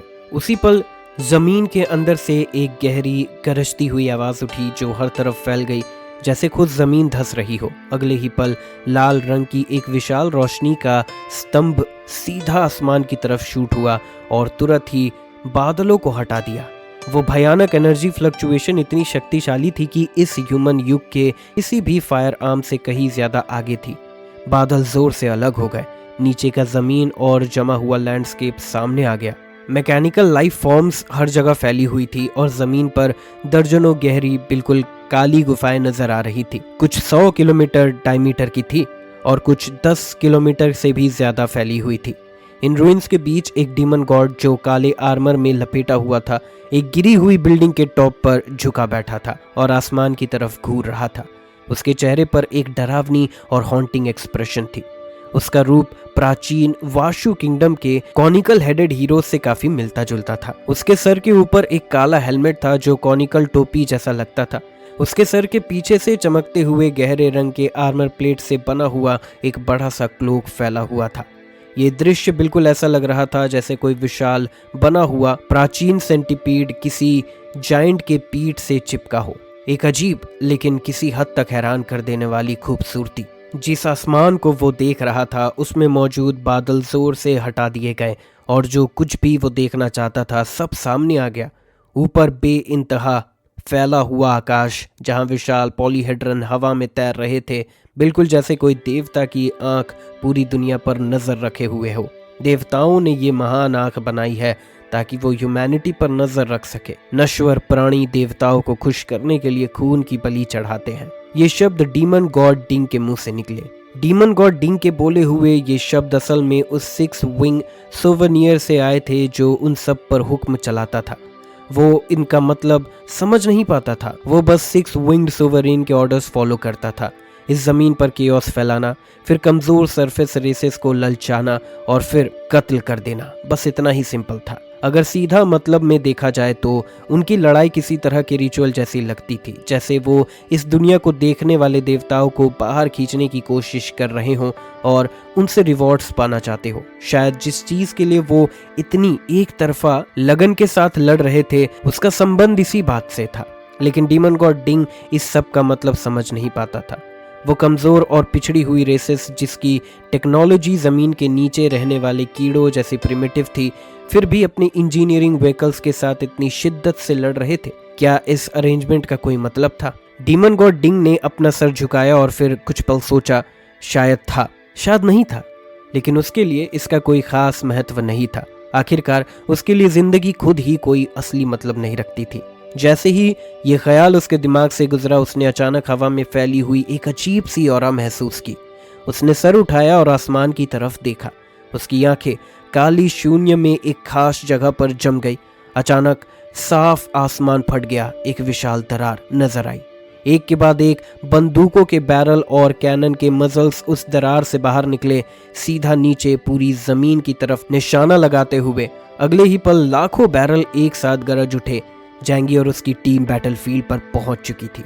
उन्होंने फ्रेमॉन्स के 2 आर्मरीज सिर्फ कलेक्शन बनाने के लिए लूट नहीं किए थे, बल्कि इसीलिए की कि जब जरूरत पड़े उनका पूरा इस्तेमाल किया जा सके, जैसे अभी हो रहा था। जिस एरिया में डीमन गॉड डिंग मौजूद था, वहां एनर्जी फ्लक्चुएशन बहुत ही ज्यादा इंटेंस थी। पहले मिले engineering core mechanical life forms के अलावा अब 10,000 combat type mechanical life forms पूरे रीजन में फैल चुकी थी। उनकी कॉम्बैट पावर उस चीज से कहीं ज्यादा थी जिसका सामना जैंगी ने पहली बार फ्रेमॉन्स पहुंचते ही किया था। जैंगी कभी भी बैटल में रिसोर्सेस बचाता नहीं था। जीत पक्की करने और अपने आदमियों को कैजुअलिटी से बचाने के लिए उसने बिना हिचकिचाए एम्यूनेशन झोंक दिया। फ्रेमॉन्स के एम्यूनेशन रिजर्व्स का लगभग आधा हिस्सा उसके हाथ में था। सिर्फ आर्टिलरी शेल्स ही लाखों नहीं बल्कि मिलियंस में थी। बुलेट्स की गिनती बिलियंस में थी। एक पल में आसमान से लोहे की बारिश होने लगी। बेशुमार आग के धारे आसमान से नीचे टूट पड़े और जमीन पर मौजूद हर मैकेनिकल लाइफ फॉर्म पर बिना किसी भेदभाव के तबाही मचाने लगे। जैसे ही उन्होंने अटैक को महसूस किया, मैकेनिकल लाइफ फॉर्म्स की आंखें खून जैसे लाल रंग की हो गई। Alert, alert, enemy attack detected, prepare for combat. ये मैकेनिकल आवाज पूरे बैटलफील्ड में गूंज उठी। उनका पहला एक्शन था आसमान की तरफ अपनी डिफेंसिव फोर्स फील्ड को उठाना। फोर्स फील्ड लहरों ने पूरी जमीन को ढक लिया और तुरंत ही ऊपर से गिर रही घनी लोहे की बारिश टकरा गई। एक्सप्लोजन्स एक साथ गूंज उठे, फिर भी आसमान से गिरती हुई बराज बिना रुके लगातार बरसती रही। रुकने का कोई निशान नहीं था। जैंगी हवा में बीचों बीच हवर कर रहा था। उसकी नजर तेज और गहरी थी जब वो नीचे पूरे बैटलफील्ड का जायजा ले रहा था। और सबसे खतरनाक खतरा था डीमन गॉड डिंग। उसका ऑब्जेक्टिव बिल्कुल साफ था। बैटल के शुरुआती फेज में दोनों आर्मरीज की हर एक गोली तक खर्च कर देनी है। एक भी राउंड बचाकर नहीं छोड़ना था। डीमन गॉड डिंग ने जैंगी को देखा। उसकी आंखों में कॉम्प्लेक्स डेटा स्ट्रीम्स बह रही थी। Target confirmed, code name time and space, data synchronisation complete, optimal combat plan deployed. Demon god Ding ने अपना सर उठाया और जैंगी की तरफ देखा। अगले ही पल उसकी टोपी के ऊपर एक डीमन आई जैसा फीचर अचानक प्रकट हो गया। डीमन आई के बिल्कुल सेंटर में एक विशाल लाल एनर्जी क्रिस्टल लगा हुआ था। उसने डीमन आई को जैंगी पर एम किया और तुरंत ही एक भयंकर एनर्जी कैनन छोड़ दिया। वो मुश्किल से एक एनर्जी कैनन जैसा पहचाना जा सकता था। 200 मीटर से ज्यादा डायमीटर का एक लाल बीम आसमान की तरफ भड़कता हुआ बढ़ा और सीधा जैंगी की तरफ आ गया। जैंगी के साइड पर इंटेलिजेंस सिस्टम ने एनर्जी लेवल के बेस पर तुरंत एक फीडबैक रिपोर्ट जनरेट की। Detected energy attack, preliminary ability index 36,000 points. समझ गया। जैंगी की आवाज बर्फ जैसी ठंडी थी। उसकी बाईं आंख जहां पहले प्यूपिल हुआ करता था अब टेढ़ी और बदली हुई थी और एक पुरानी पॉकेट वॉच जैसी लग रही थी। उसका सेकंड हैंड धीरे धीरे और स्थिर गति से चल रहा था। टाइम के सेकंड हैंड की शक्ति उसे 3 सेकंड्स आगे होने वाली घटनाओं को देखने की क्षमता देती थी। गेट ऑफ 3000 रम्स जो स्वर्ग के नीचे आने वाली हर चीज को अपने दायरे में ले लेता था, उसके सामने खड़ा था, पूरी सतर्कता के साथ रक्षा करता हुआ। एक पल के लिए भी कोई दरार नहीं छोड़ रहा था। उसकी एबिलिटी इंडेक्स 32,000 पॉइंट्स पर था, जबकि सामने वाला दुश्मन लगभग 36,000 पॉइंट्स की शक्ति रखता था। इस बात को ध्यान में रखते हुए कि उसका शरीर ओवरलोड कंडीशंस में काम कर रहा था, वो नॉर्मल लिमिट से ज्यादा पावरफुल अटैक अनलीश कर सकता था और कुछ पल के लिए 40,000 पॉइंट्स तक भी पहुंच सकता था। इसीलिए फायदा जैंगी के पास था। एक जबरदस्त लाल एनर्जी बीम जैंगी की तरफ आई। जैसे ही वो डायमेंशनल गेट से टकराई उसमें गायब हो गई। लगातार बह रही एनर्जी ने गेट के अंदर स्पष्ट कंपन पैदा कर दिया, फिर भी सिर्फ इतनी सी प्रोबिंग अटैक उसे तोड़ने के लिए काफी नहीं थी। चैंगी ने तुरंत अपनी पूरी काउंटर अटैक एबिलिटी का इस्तेमाल किया और पूरे अटैक को एक दूसरे डायमेंशनल गेट के जरिए वापस डीमन गॉड डिंग की तरफ मोड़ दिया। अटैक उतनी ही तेजी से लौट आया जितनी तेजी से आया था। डिंग ने ऊपर की तरफ देखा और उसका दाहिना हाथ अचानक एक पतला और लंबा वेपन खींच लाया। वो स्पेयर जैसा लग रहा था, लेकिन उसका रूप एक बड़े आयरन तोंग जैसा भी था। सर के ऊपर हल्का सा ब्लॉक करते ही एक अदृश्य बैरियर छतरी की तरह खुल गया। उसकी गिरती सारी एनर्जी उस बैरियर की घूमती हुई सतह पर फैल गई, दोनों तरफ बिखरते हुए। जमीन तुरंत ही अनेक छोटे छोटे धूल के कणों में टूट गई। फिर भी डीमन गॉड डिंग की आकृति एक ही पल में जैंगी की आंखों के सामने से गायब हो गई, बेहद तेज। जैंगी ने पहले डीमन गॉड गुई की कॉम्बैट शक्ति देखी थी और जानता था कि किस तरह के कॉम्बैट टाइप यूनिट्स की मूवमेंट स्पीड सबसे एडवांस फाइटर जेट से भी आगे होती है। फिर भी ये टेलीपोर्टेशन जैसी रफ्तार उसे थोड़ा सा भौएं सिकुड़ने पर मजबूर कर गई। खुशकिस्मती से वो कभी भी शरीर की मूवमेंट को ट्रैक करने के लिए सिर्फ आंखों पर भरोसा नहीं करता था। इसके बजाय वो टाइम के सेकंड हैंड का यूज करके भविष्य का अंदाजा लगाता था। तुम चाहे जितनी भी तेज मूव करो, किसी भी भविष्य के पल में तुम्हारी पोजीशन पहले से तय होती है, एक ऐसा परिणाम जिसे तुम बदल नहीं सकते। इस पल लॉर्ड ऑफ वॉर का शानदार और एक्स्ट्रावेगेंट फाइटिंग स्टाइल जबरदस्त रिजल्ट्स दे रहा था, जबकि मैकेनिकल लाइफ फॉर्म्स के डिफेंसिव फोर्स फील्ड वाकई अटैक्स को ब्लॉक कर सकते थे। वो बिल्कुल भी इंडिस्ट्रक्टेबल नहीं थे, उन्हें भी एनर्जी कंज्यूम करनी पड़ती थी। इन मैकेनिकल बीइंग्स के लिए इंसानों की सीमिंगली प्रिमिटिव फायर आर्म्स जब काफ़ी बड़ी संख्या में और काफ़ी हाई एनर्जी लेवल्स के साथ डिप्लॉय किए जाते थे, एक गंभीर खतरा बन जाते थे। जैसे जैसे दसों मिलियन शेल्स और बुलेट्स आसमान से बरस रही थी, पूरे बैटलफील्ड में एक्सप्लोजन्स फूट पड़े और अनगिनत मैकेनिकल बॉडीज पूरी तरह से नष्ट हो गई। चैंगी ने अटैक रोकने का कोई इरादा नहीं दिखाया। आखिर दो आर्मरीज में जमा किए गए एम्यूनेशंस, चाहे उसके लाखों गन्स और कैनन से फायर किए जा रहे हो, फिर भी इतनी जल्दी खत्म होने वाला नहीं था। जैंगी ने फुइन ट्रूप्स और गॉड टीम को एक्शन लेने का प्लान भी नहीं बनाया। कॉम्बैट प्लान में सबसे पहले लॉन्ग रेंज आर्टिलरी फायर से ग्राउंड क्लियर करना जरूरी होती है। ये नहीं था कि जैंगी को उनकी स्ट्रेंथ पर कॉन्फिडेंस नहीं, लेकिन अगर प्रॉब्लम बिना कैजुअलिटीज के सॉल्व हो सकती है तो कैजुअलिटीज का रिस्क लेने की जरूरत नहीं है। डेमन डिंग हाई स्काई में रश कर गया। उसकी आंखों में कोई इमोशन नहीं था। उसने बस अपने हाथ में स्पेयर रेस किया और स्पेयर पर red energy crystal light up हो गए। फिर उसने अपना स्पेयर वायलेंटली स्विंग किया और एक terrifying energy storm burst out हुआ, जैसे आसमान को काट रहा हो, और एक extremely terrifying sonic boom form हुआ। ये अटैक डायरेक्टली जैंगी पर एम नहीं था, बल्कि उसके आसपास के पूरे स्पेस को कवर कर रहा था। लेकिन जैंगी ने उसका पर्पस देख लिया, जो था उन hundreds of thousands of guns को डिस्ट्रॉय करना। जैंगी कैसे उसे अपना चाहा हुआ रिजल्ट लेने देता? उसके आसपास सब कुछ डायमेंशनल गेट जो वो अब कंट्रोल कर सकता था, उसके मेन बॉडी से डिस्टेंस 4 किलोमीटर्स था। इसने उसे अलाउ किया कि वो आसमान में एक absolutely defensive spherical field form करे जिसका डायमीटर 8 किलोमीटर्स था। इस एरिया के अंदर उसकी डिफेंस ऑलमोस्ट अनस्टॉपेबल थी। फिजिकल अटैक्स अपना इफेक्ट लूज कर देते हैं जब तक वो उसके एबिलिटी इंडेक्स को बहुत ज्यादा मार्जिन से एक्सीड ना करे। अगर तुम जैंगी के डायमेंशनल गेट को फर्स्ट मूवमेंट में ब्रेक करने में फेल हो जाते हो तो नेक्स्ट मूवमेंट वो तुम्हारा अटैक एब्जॉर्ब करके तुम्हें इंटैक्ट बाउंस बैक कर देता है। डीमन डिंग की रिएक्शन स्पीड बहुत फास्ट थी और इतना large scale attack accurately rebound करना डिफिकल्ट था। लेकिन जैंगी को सिर्फ उसका अटैक ब्लॉक करना था, जिससे वो अपना goal of destroying king of war achieve ना कर पाए। लेकिन जब उसने ये मूव ब्लॉक किया, जैंगी इमीडिएटली रियलाइज कर गया कि ऐसा करने से वो पैसिव पोजीशन में आ गया। वो इंटेंशनली अपोनेंट के किंग ऑफ वॉर के अगेंस्ट अटैक को ब्लॉक करने की कोशिश करेगा, जो इनएविटेबली उसे डिस्ट्रैक्ट करेगा, और स्ट्रॉन्ग मैन के फाइट में ये बहुत डेंजरस होता है। इसीलिए जैंगी ने तुरंत डिसीजन लिया और सब गन्स और कैनन्स को वापस ले लिया। लेकिन वो बॉम्ब्स और high yield artillery shells directly ground पर पोर कर दिए, जैसे हाई अल्टीट्यूड से गार्बेज थ्रो किया गया हो। Extreme cold of more than 100 degrees below zero में भी नेफिलिम बॉम्ब्स का ह्यूज इफेक्ट हुआ। हालांकि उन एडवांस्ड मैकेनिकल लाइफ फॉर्म्स को बर्न करना इम्पॉसिबल था, लेकिन एक्सट्रीमली हाई टेम्परेचर उनके बॉडीज पर इम्पैक्ट ज़रूर डालता था। अगर अपोनेंट एक कार्बन बेस्ड ऑर्गेनिज्म है और उसके पास अच्छी डिफेंस नहीं है, तो वो शायद डिहाइड्रेशन या ऑक्सीजन की कमी से मर जाएगा। शॉर्ट में कोई शेल वेस्ट नहीं होता, और चाहे इफेक्ट बड़ा हो या छोटा, हमेशा कुछ ना कुछ इफेक्ट होता है। क्योंकि एम्यूनेशन हमारी कंपनी ने प्रोड्यूस नहीं किया, हमें यूज करने में बुरा नहीं लगता। एक मेजर मिलिट्री और इंडस्ट्रियल पावर के रूप में फ्रेमॉन्स को प्रोडक्टिविटी का कोई प्रॉब्लम नहीं है। हम बस जाके बुधाका से मांग लेंगे, पोलाइट होने की क्या जरूरत है।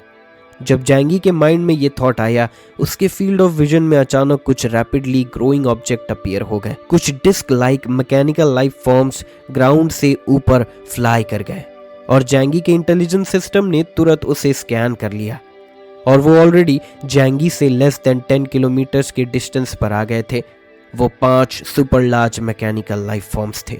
लेकिन पहले एनकाउंटर किए गए फॉर्म्स के अपोजिट ये बस कुछ राउंड एरियल व्हीकल्स थे। नहीं, एरियल व्हीकल्स के बजाय ये एरियल फोर्ट्रेसेस जैसे लग रहे थे।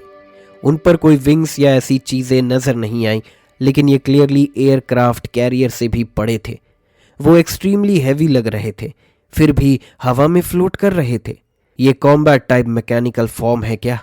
जैंगी ने अपने आप से मरमर किया। ये इंजीनियरिंग व्हीकल से डील करने से ज्यादा डिफिकल्ट थे जो पहले एनकाउंटर हुए थे। कम से कम फायर पावर और डिफेंस के टर्म्स में ये पहले के इंजीनियरिंग व्हीकल से फार सुपीरियर थे। ये इम्प्रेसिव तो लगता है, लेकिन मेरे लिए क्वांटिटिव लेवल पर सप्रेशन का कोई सेंस नहीं बनता। जब तक उनके अटैक्स जैंगी के डायमेंशनल गेट को पास नहीं कर सकते, वो उसके बॉडी को हर्ट नहीं कर सकते। जब जैंगी के माइंड में ये थॉट आया, 5 super large mechanical life form से एक स्ट्रॉन्ग एनर्जी रिएक्शन इरप्ट होने लगी। एनर्जी उन गन्स के मजल पर कंडेंस हो रही थी जो जैंगी पर एम किए गए थे। जैंगी एरोगेंट होने की हिम्मत नहीं कर सकता था। मैकेनिकल लाइफ फॉर्म्स ह्यूमंस नहीं होते। वो पावर कंजम्पशन की परवाह किए बिना एक्सट्रीमली अमेजिंग एनर्जी बर्स्ट कर सकते हैं। ये super large mechanical life forms के पास भी पोटेंशियल था कि वो ऐसे अटैक्स लॉन्च करे जो बिशप लेवल एलियंस को मार सकते हैं अगर वो कॉन्सिक्वेंसेस की परवाह ना करे। लेकिन पहले अटैक उन्होंने नहीं किया, बल्कि डीमन गॉड डिंग ने किया, जो डायरेक्टली जैंगी के सामने था। उसके हाथ में एक सिलेंडर स्पीयर था, और उसने अपना मैकेनिकल आर्म रेस करके जैंगी की तरफ पॉइंट किया।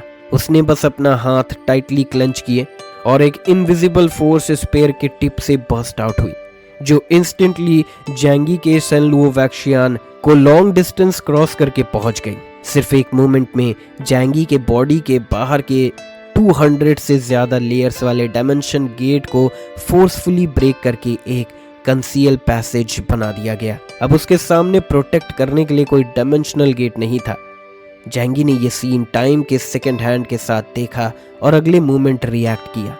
डीमन गॉड डिंग के मूव करने का वेट किए बिना उसने एक स्टेप बैक लिया और डायमेंशनल गेट में डिसअपीयर हो गया। डीमन गॉड डिंग हैरान हो गया। उसे अपोनेंट के मेथड्स पता थे, क्योंकि डीमन गॉड गुई डेड होने के बावजूद उसके डेथ से पहले सारा डेटा सेंट्रल कंट्रोल सिस्टम में अपलोड हो गया था, और डीमन गॉड डिंग उस कॉम्बैट डेटा को रिट्रीव कर सकता था। इसीलिए उसे पता था कि जैंगी जैसे एक फिगर जो डायमेंशनल गेट्स क्रैक करने के मीन्स रखता है। एलियंस बायोलॉजिकल एवोल्यूशन की सबसे प्रिमिटिव एनर्जी होते हैं। मैकेनिकल सिविलाइजेशन काउंटलेस ईयर्स तक डेवलप हो चुकी और वेरियस एनर्जीज का यूज बेसिक तक रिटर्न करने के पॉइंट तक पहुंच गया है। ऑफ कोर्स टारगेटेड मैनर में इस प्रिमिटिव मीन्स को डील करने के तरीके होते हैं, लेकिन उसके मूव करने से पहले ही जैंगी रिट्रीट कर गया, जिससे उसके सेंट्रल नर्वस सिस्टम के कैलकुलेशंस और कॉम्प्लिकेटेड हो गए। मैंने अपने अटैक को एडवांस में प्रेडिक्ट कर लिया। 35% चांस है कि मेरे पास फ्यूचर प्रेडिक्ट करने की एबिलिटी है, और 47% चांस है कि मैं एस्केप चूज करूंगा। लेकिन अपने कैलकुलेशन फिनिश करने से पहले ही उसने डिस्कवर कर लिया कि सराउंडिंग स्पेस में स्ट्रेन चेंजेस हो गए हैं। नॉर्मल लोग अपनी नेकेड आई से इसे नहीं देख सकते थे, लेकिन वो एक मैकेनिकल लाइफ फॉर्म होने के नाते इसे देख सकता था। उसके आसपास ह्यूज डोर्स जो डिफरेंट डायमेंशंस की तरफ लीड करते थे एयर में मिरर की तरह सस्पेंडेड थे। ये एक न्यू टैक्टिक है जो स्पेशली तुम्हें डील करने के लिए क्रिएट किया गया है, और उनके लिए भी जो मेरे एबिलिटी के बेसिस पर डायमेंशन डोर क्रैक करने के तरीके ले आए हैं। मैं इसे मिरर मेज कहता हूँ। जैंगी का बॉडी एक डायमेंशनल गेट से इमर्ज हुआ। 3000 डायमेंशनल गेट्स में से उसने सिर्फ 2 अपने बॉडी को प्रोटेक्ट और बाकी सब इस स्पेस में अरेंज किए। मेरी एबिलिटी सिर्फ डिफेंस में स्ट्रांग नहीं है बल्कि स्केप करने के लिए भी बहुत यूजफुल है। लेकिन जब ज़्यादा लोग मुझसे फाइट करते हैं वो सिर्फ ये सोचते हैं कि मेरी डिफेंस को कैसे ब्रेक करें, लेकिन ये भूल जाते हैं कि मैं बस खड़ा होकर हिट होने के लिए नहीं हूँ। जैंगी ने अपने हर्ट में शाय किया, लेकिन उन लोगों के लिए जो पहले उससे फाइट कर चुके थे उसकी डिफेंस को सिंपली ब्रेक करना डिफिकल्ट होता। डीमन गॉड गुई के साथ बैटल के बाद जैंगी को पता था कि ये पावरफुल मैकेनिकल लाइफ फॉर्म ज़रूर स्पेशल एबिलिटी को ब्रेक करने की टेक्नोलॉजी मास्टर कर चुका होगा। इसीलिए अपर डीमन गॉड का सामना करने से पहले ही जैंगी ने ऐसी प्रिपरेशंस कर ली थी। वो कभी अपने सारे एग्स बास्केट में नहीं रखता। एब्सोल्यूट डिफेंस फेल होने पर क्या करना है ये हमेशा एक सवाल था जिसके बारे में वो सीरियसली सोचता था। जैसे कि अब डीमन डिंग के पास एबिलिटी थी उसे डायमेंशनल गेट के थ्रू अटैक करने की, लेकिन thousands of dimensional gates air में होने के साथ जैंगी पूरे ह्यूज स्पेस में कभी भी अपेयर या छुप सकता था। इससे अपोनेंट के अटैक के लिए उसकी पोजीशन लॉक करना इम्पॉसिबल हो जाता। और ये मेंशन करने की ज़रूरत नहीं कि उसके पास टाइम सेकंड हैंड के नियरली इनविंसिबल 3 सेकंड्स भी थे। जब तुम अपोनेंट को हिट नहीं कर सकते तो चाहे तुम्हारी अटैकिंग एबिलिटी कितनी भी स्ट्रांग हो वो मीनिंगलेस हो जाती है। डीमन गॉड डिंग अपना अटैक लॉन्च करने से पहले ही जैंगी उसे प्रिडिक्ट करके अवॉइड कर चुका था। उसके फेस पर कोई एक्सप्रेशन नहीं था, लेकिन ये अंडरस्टैंडेबल था। आखिर वो मैकेनिकल लाइफ था और शायद उसके बॉडी में एक्सप्रेशन फंक्शन इक्विप्ड नहीं था। जैंगी डीमन गॉड डिंग के सामने अपीयर हुआ और ऊपर खड़ा था और उसे ऊपर से डाउन देख रहा था। फिर जैंगी ने अपने डिवाइन वेपन को रेस किया और वो वेपन एक लॉन्ग और नैरो स्वॉर्ड में टर्न हो गया। स्वॉर्ड डिंग की आंखों में फाइनली एक स्ट्रेंज लाइट अपीयर हुई। नाइफ अभी भी जैंगी का नाइफ था, लेकिन मटेरियल अपग्रेड हो गया था। डीमन गॉड गुई के वेपन मटेरियल्स को लू कैरन ने जैंगी के डिवाइन रिफाइनिंग में इंटीग्रेट किया था जब वो एपिसलोन प्रमोट हुई थी। उस पर even 12 red energy crystals inlet थे। तुम्हारी टेक्नोलॉजी बहुत एडवांस है, मुझे भी पसंद है। जैसे ही जैंगी ने बोलना फिनिश किया उसने अपने हाथ में डीमन गॉड डिंग पर एम किया और डायरेक्टली चॉप कर दिया। ये सुपर पावर नहीं है बल्कि टेक्नोलॉजिकल सिविलाइजेशन के वेपन्स है। पावरफुल रेड वेव्स सुनामी की तरह डीमन गॉड डिंग की तरफ रश कर रही थी। इलेक्ट्रॉनिक सिग्नल्स डीमन गॉड डिंग की आंखों में वाइडली फ्लैश कर रहे थे, लेकिन उसके हाथों की मूवमेंट बिल्कुल स्लो नहीं थी। मैकेनिकल लाइफ फॉर्म्स को ह्यूमंस की तरह टाइम कंज्यूमिंग और लेबरस सोचने की ज़रूरत नहीं होती। 0.01 सेकेंड्स उनके लिए सब रिएक्शंस करने के लिए इनफ होते हैं। उसने अपने हाथ में स्पेयर रेस किया और डायरेक्टली अपने सामने एक डिफेंसिव फोर्स फील्ड ओपन कर दिया, लेकिन अगले मोमेंट डिफेंसिव फोर्स फील्ड के सामने एक क्रैक अपीयर हो गया। पावरफुल फोर्स अंदर पेनिट्रेट करके उसके बॉडी को फियर्सली हिट कर गया। रेड वेव और वायलेंट होती गई जैसे जैसे वो स्प्रेड हुई और स्टॉर्म की स्पीड और तेजी से बढ़ती गई, हंड्रेड्स ऑफ किलोमीटर्स के रेडियस में स्वीप करते हुए। फॉर्चुनेटली सेंट्रल एरिया पहले ही रुइंस में रिड्यूस हो चुका था, इसीलिए और सवियर डिस्ट्रक्शन की चिंता करने की ज़रूरत नहीं थी। जैंगी ने डीमन गॉड डिंग को नीचे हिट होते हुए देखा और सॉफ्टली विस्पर किया, मेरा नाइफ एक सिंपल नाइफ है। मुझे उम्मीद नहीं था कि एनर्जी अटैक रिलीज करते वक्त ये ऐसे बुलेट्स भी फायर करेगा जो डिफेंस फील्ड की स्टेबिलिटी को अफेक्ट कर सकते हैं। जब लू कैरन एपिसलोन प्रमोट हुई उसने डीमन गॉड गुई के बॉडी को थॉरोली स्टडी किया था। उसका टेक्निक अब जैंगी के लिए सीक्रेट नहीं था, इंक्लूडिंग वो डिफेंसिव फोर्स फील्ड जो डीमन गॉड गुई यूज करता था। प्रिंसिपल समझने के बाद इसे डील करना इजी हो जाता है, बिल्कुल सुपर पावर्स की तरह। चाहे एबिलिटी कितनी भी पावरफुल लगे, फ्लॉ ढूंढने पर इजीली ब्रेक किया जा सकता है। लेकिन अगले मोमेंट अर्थ के डस्ट से एक रेड एनर्जी शार्प स्वॉर्ड की तरह एयर को ब्रेक करते हुए डायरेक्टली जैंगी की आंखों तक इंस्टेंटली पहुंच गई।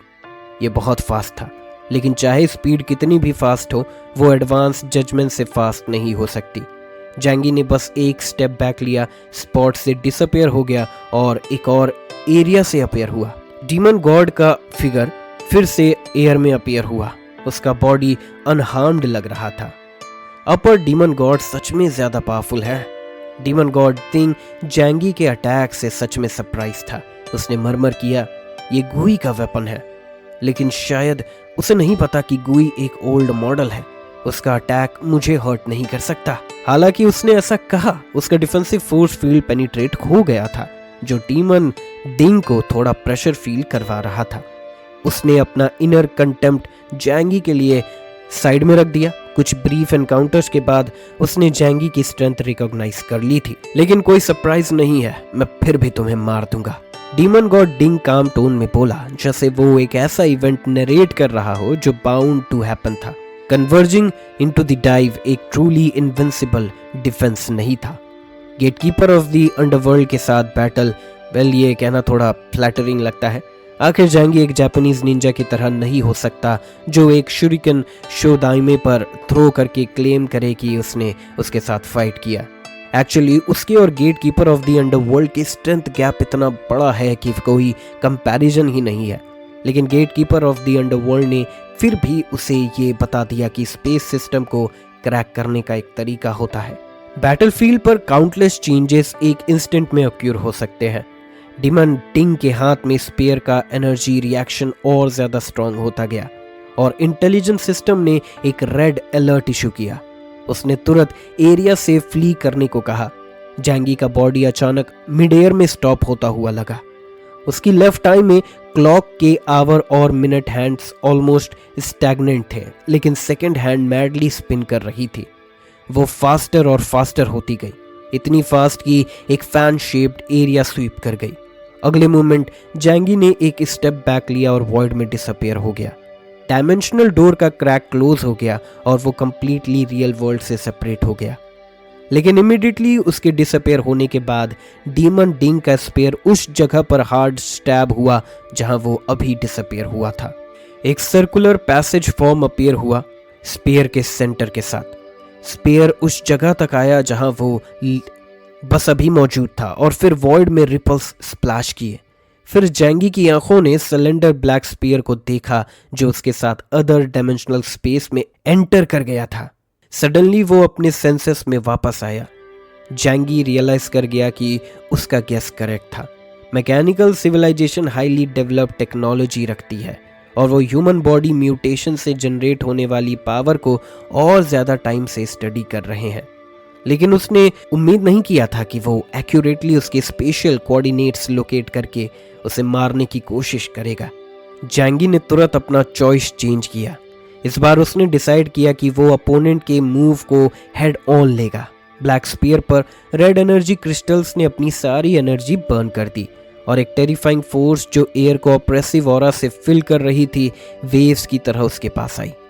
हर shock wave unimaginable destructive power process करती थी। ये फोर्स इनडिस्क्रिमिनेटली 4 किलोमीटर रेडियस के अंदर सब कुछ अटैक करती थी। इसका मतलब था कि जैंगी के पास इवेड करने का कोई चांस नहीं था। इसीलिए जैंगी ने सिंपली डायमेंशनल गेट को वापस ले लिया और शेनलुओ वैक्शियान ने लेयर्स ऑफ डिफेंस फॉर्म किए। आउटर मोस्ट लेयर एक स्पेयर है जो फोर्स अनलोड करने के लिए सबसे कन्वीनियंट है। जैसे जैसे अंदर जाते हो वो ग्रेजुअली एक पॉलीहेड्रॉन फॉर्म करता है according to the space. Outside में एक स्पेरिकल स्पेस है जिसका डायमीटर 1 मीटर है जो 2 डायमेंशनल गेट से फॉर्म होता है। सेकेंड लाइन ऑफ डिफेंस एक ऑक्टाहेड्रॉन है जो डायमंड जैसा लगता है। अटैक बहुत जल्दी आया। जैंगी की पीपल्स फ्लिकरिंग लाइट एमिट करने लगी। टाइम और स्पेस की पावर कन्वर्ज और मर्ज हुई अपोनेंट के अटैक पावर को डिसइंटीग्रेट करते हुए। Time and space reverse flow एक पावरफुल फ्यूजन स्किल जो अपोनेंट के अटैक को उसके ओरिजिनल फॉर्म में रिटर्न कर सकता है, उसके अटैक और डिफेंस को ग्रेटली वीकन कर सकता है या फिर डायरेक्टली उसके अटैक के मीन्स को डिप्राइव कर सकता है। First wave of energy attack weaken हो गई और फिर दुनिया की सब चीजों को हार्ड हिट किया।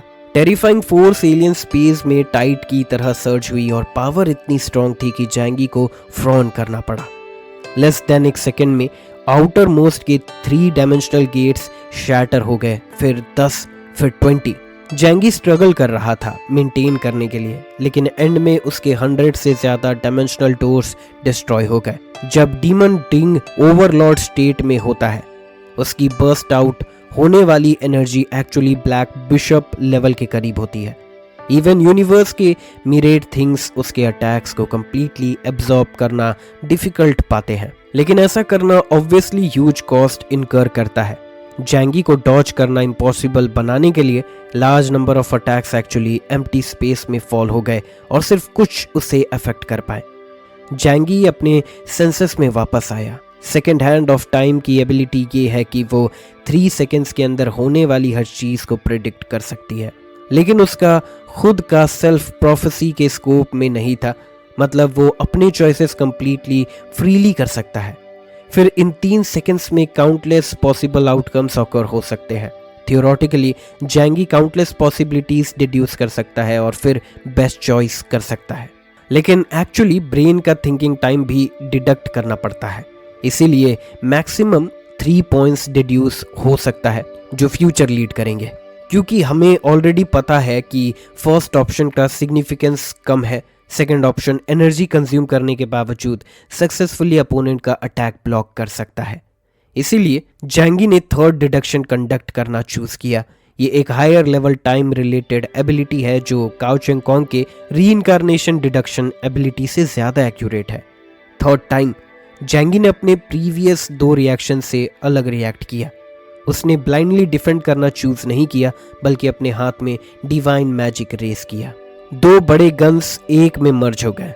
Red energy crystal suddenly flames में बस्ट हो गया, अनइमेजिनेबल हीट और लाइट एमिट करते हुए। मशीन का प्रिंसिपल एक्चुअली बहुत सिंपल है, बिल्कुल ड्राइविंग में एक्सीलरेटर को बॉटम तक प्रेस करने जैसा। इस प्रोसेस में बहुत सारे इश्यूज कंसिडर करने होते हैं और लू कैरन जो एपिसलॉन लेवल का गॉड लेवल क्राफ्ट्समैन है, उन्हें उसके लिए सॉल्व कर चुकी थी। तो जब डीमन डिंग ने डिस्कवर किया कि उसके सामने वाला एनिमी एक्चुअली उसके जैसे सेम एबिलिटीज यूज कर सकता है, उसके ब्रेन का कंप्यूटिंग मैकेनिज्म एक मोमेंट के लिए शटडाउन स्टेट में चला गया। मैं कंप्लीटली हैरान था, ये क्यों हो रहा है? हमारी इन्वेस्टिगेशन के अकॉर्डिंग ह्यूमन सिविलाइजेशन का टेक्नोलॉजिकल लेवल बहुत लो है, तो फिर वो हमारे वेपन्स और टेक्नोलॉजी कैसे यूज कर पा रहे हैं? डिंग को कोई आंसर नहीं मिला क्योंकि उसका कंप्यूटिंग स्ट्रक्चर थोड़ा ओवरहीटेड हो गया था, जिससे उसका अटैक एक मोमेंट के लिए स्लो हो गया। लेकिन जब मास्टर्स फाइट करते हैं, एक मोमेंट की नेग्लिजेंस भी फेटल हो सकती है। जैंगी के 2 बड़े गन एक साथ पुट किए गए और रेड एनर्जी क्रिस्टल जो एक्सट्रीमली प्रीशियस था कंप्लीटली बर्न हो गया। एक क्रिस्टल इतना पावरफुल था कि एक एयरक्राफ्ट कैरियर के ओशन वॉयज के मंथ्स के एनर्जी कंजम्पशन को सपोर्ट कर सकता था। एनर्जी बस्ट होने की वजह से एक अर्थ शेकिंग साउंड प्रोड्यूस हुआ। एक red beam of light divine spear के मजल से गश आउट हुआ, इंस्टेंटली स्पेस पियर्स करते हुए जैंगी और डीमन गॉड डिंग के बीच से गुजरा। डीमन डिंग सेंसेस में आया और रियलाइज किया कि वो जैसे सन वुकोंग का रोई जिंगो बैंग डिंग हाई शेंगजेन में ट्रांसफॉर्म हो गया हो, ह्यूज और ऐसी ऑरा के साथ जो सब कुछ डिस्ट्रॉय करने की कैपेबिलिटी रखता हो। एनर्जी बॉडीज मिड एयर में कोलाइड होके एक दूसरे को एनाइलेट कर गए। सेम टेक्निकल मीन्स यूज किए गए और सेम एनर्जी बॉडीज बर्न हुई। इसका एलियंस और मैकेनिकल लाइफ फॉर्म्स की कॉम्बैट इफेक्टिवनेस से कोई लेना देना नहीं था। जब 2 लोग एक ही टाइम पर एक दूसरे पर गन से शूट करते हैं तो लाइफ और डेथ को डिटरमाइन करता है गन की पावर और शॉट की स्पीड। जैंगी डीमन गॉड डिंग से थोड़ा फास्टर था, इसीलिए पहले कोलैप्स हुआ डीमन गॉड डिंग। टेरिफाइंग एनर्जी आफ्टर मैथ उसके तरफ स्वीप हुआ, उसे मिड एयर में सबमर्ज करते हुए। रेड वेव पूरे स्काई में स्वीप हुई और layer upon layer air waves में शॉक वेव्स फॉर्म किए। टेरिफाइंग साउंड इंसान के ईयर ड्रम्स को शैटर करने के करीब था। बैटलफील्ड नीचे भी इफेक्ट हुआ और स्ट्रॉन्ग विंड्स ब्लो हुई। बहुत सारे स्मॉलर मैकेनिकल लाइफ फॉर्म्स और इवन जैंगी के टीम के एलियंस ब्लो अवे हो गए। अटैक के बाद जैंगी ने अपना डिवाइन स्पेयर को देखा बैरल से ब्लैक स्मोक निकल रहा था और प्लांट स्ट्रक्चर्स का एक लार्ज नंबर डिस्ट्रॉय हो गया था। लेकिन जैसे ही उसने एनर्जी इंजेक्ट की वो क्विकली रीजनरेट हो गया। क्या वंडरफुल एबिलिटी है। जैंगी ने शाय किए बिना रह नहीं पाया। इस बार इस एनर्जी की पावर इतनी स्ट्रांग थी कि वो इंटॉक्सिकेटेड हो गया और अपने आप को एक्सटिक्रेट नहीं कर पा रहा था। लेकिन साथ ही ये थोड़ा हर्ट भी करता था। एक कंज्यूमेबल रेड एनर्जी बॉडी हर मूव में एक यूज करना पड़ता है, लेकिन जैंगी के हाथ में रेड एनर्जी बॉडीज लिमिटेड थे। उसने एक पार्ट को डूम्सडे फोर्ट्रेस बिल्ड करने के लिए भी प्रिजर्व करना चाहा। डीमन गॉड डिंग हार्ड हिट हुआ। उसने ओरिजिनली सोचा था कि ह्यूमंस के साथ उसकी बैटल में कोई सस्पेंस नहीं होगा, लेकिन वो जैंगी से सच में शॉक्ड हो गया। इस क्रिएचर की एवोल्यूशन स्पीड इमेजिनेशन से बियॉन्ड है। उनकी हिस्ट्री सिर्फ tens of thousands of years की है, लेकिन वो आज के लेवल तक पहुंच गए हैं। लेकिन हमारे एंसेस्टर्स को ये अचीव करने में हंड्रेड्स ऑफ ईयर्स का टाइम लगा था। डीमन गॉड डिंग के बॉडी पर क्रैक्स अपीयर हुए, लेकिन वो क्विकली स्टैंड अप हो गया और उसके बॉडी पर एक रे ऑफ लाइट फ्लैश हुई। सारे क्रैक्स डिसअपीयर हो गए जैसे कभी अटैक हुआ ही नहीं था। उसके बॉडी पर आर्मर ट्रेम्बल करने लगा और एक स्ट्रक्चर जो एक जाइंट सेंटीपीड की तरह उसके बॉडी पर कोलाइडेड था, कॉइल था, जॉइंट्स पर इंच बाय इंच ओपन होने लगा, फिर एक्सटेंड हुआ। एक जाइंट सेंटीपीड जो 7 मीटर से ज्यादा लंबा था और स्पेशल ब्लैक मटेरियल से बना था, सडनली जैंगी के सामने अपीयर हुआ। अटैक के ट्रेसेस इरेज हो गए हैं। ये ऑटोमेटिक रिपेयर एबिलिटी नहीं लगती। उसके पहले के स्ट्रेंज बिहेवियर के साथ कंबाइन करके क्या उसकी स्पेशल एबिलिटी टाइम रिवर्सल हो सकता है? जैंगी के माइंड में एक वेग गेस था। डीमन गॉड गुई का एनर्जी कोर सैक्रिफाइस की स्पिरिट है। इसका मतलब ये भी है कि वो लिविंग ऑर्गेनिज्म से ट्रांसफॉर्म होके आर्टिफिशियल ह्यूमंस बने थे, तो उनके लिए सुपर पावर्स यूज करना पॉसिबल है।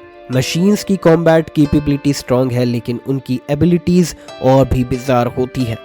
डीमन गॉड गुई के पास शायद सुपर पावर्स नहीं थे, या उसके सुपर पावर्स उसके मैन मेड अटैक पावर जितने स्ट्रांग नहीं थे, इसीलिए उसने उन्हें यूज नहीं किया। लेकिन इसका मतलब ये नहीं था कि एंड्रॉइड सुपर पावर यूज नहीं कर सकते।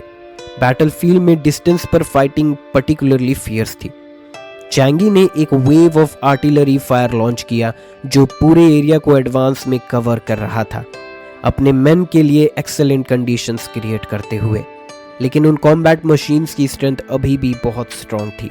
टीम के चैनल में 3 टीम मेंबर्स के डेथ नोटिसेस अपीयर हो गए। जैंगी ने इस पर कोई कमेंट नहीं किया। बैटलफील्ड पर डेथ का मतलब सिर्फ ये होता है कि वो वीक थे या अनलकी थे। सिर्फ वो इलाइट जो countless life and death battle survive करते हैं फ्यूचर में उसके ट्रेनिंग फोकस बनेंगे। ऑफ कोर्स वो सबको सेम तरह ट्रीट नहीं करता।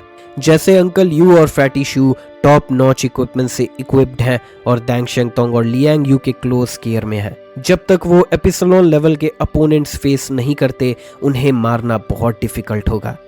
जैंगी ने अपने हाथ में लॉन्ग स्वॉर्ड क्लेंच किया और डीमन गॉड डिंग को देखा जो धीरे धीरे ग्राउंड से खड़ा हो रहा था। वो मेरे अटैक्स को डिस्पर्स कर सकता है, डायमेंशनल गेट और इवन बुलेट्स को बिना ट्रेस के वैनिश कर सकता है और अपने डैमेज को रिपेयर भी कर सकता है। Time related abilities, reversing time, है ना? जैंगी ने लो वॉइस में मरमर किया। सिस्टम बैकग्राउंड में, मतलब शैडो स्पेस में एक्चुअली बहुत सारे व्यूअर्स ये बैटल देख रहे थे। जैंगी के साथ कोर्ट के बाहर फाइट बहुत इंटेंस थी और दोनों साइड के एक्चुअल फाइट 1 मिनट से ज्यादा एक्सीड नहीं हुई। लेकिन सबको पता था कि आउटकम एक मोमेंट में डिसाइड हो सकता है। सिर्फ एक चीज पर बिलीव किया जा सकता है, जैंगी की अपनी लाइफ सेविंग एबिलिटी पर। चाहे वो डिसएडवांटेज में फॉल करे, उसके पास हमेशा एस्केप करने की एबिलिटी होती है। जब जैंगी फ्रंट में फाइट कर रहा था, बाकी लोग भी आइडल नहीं थे। यांग शिनशिन के सामने एक सुपर कंप्यूटर था।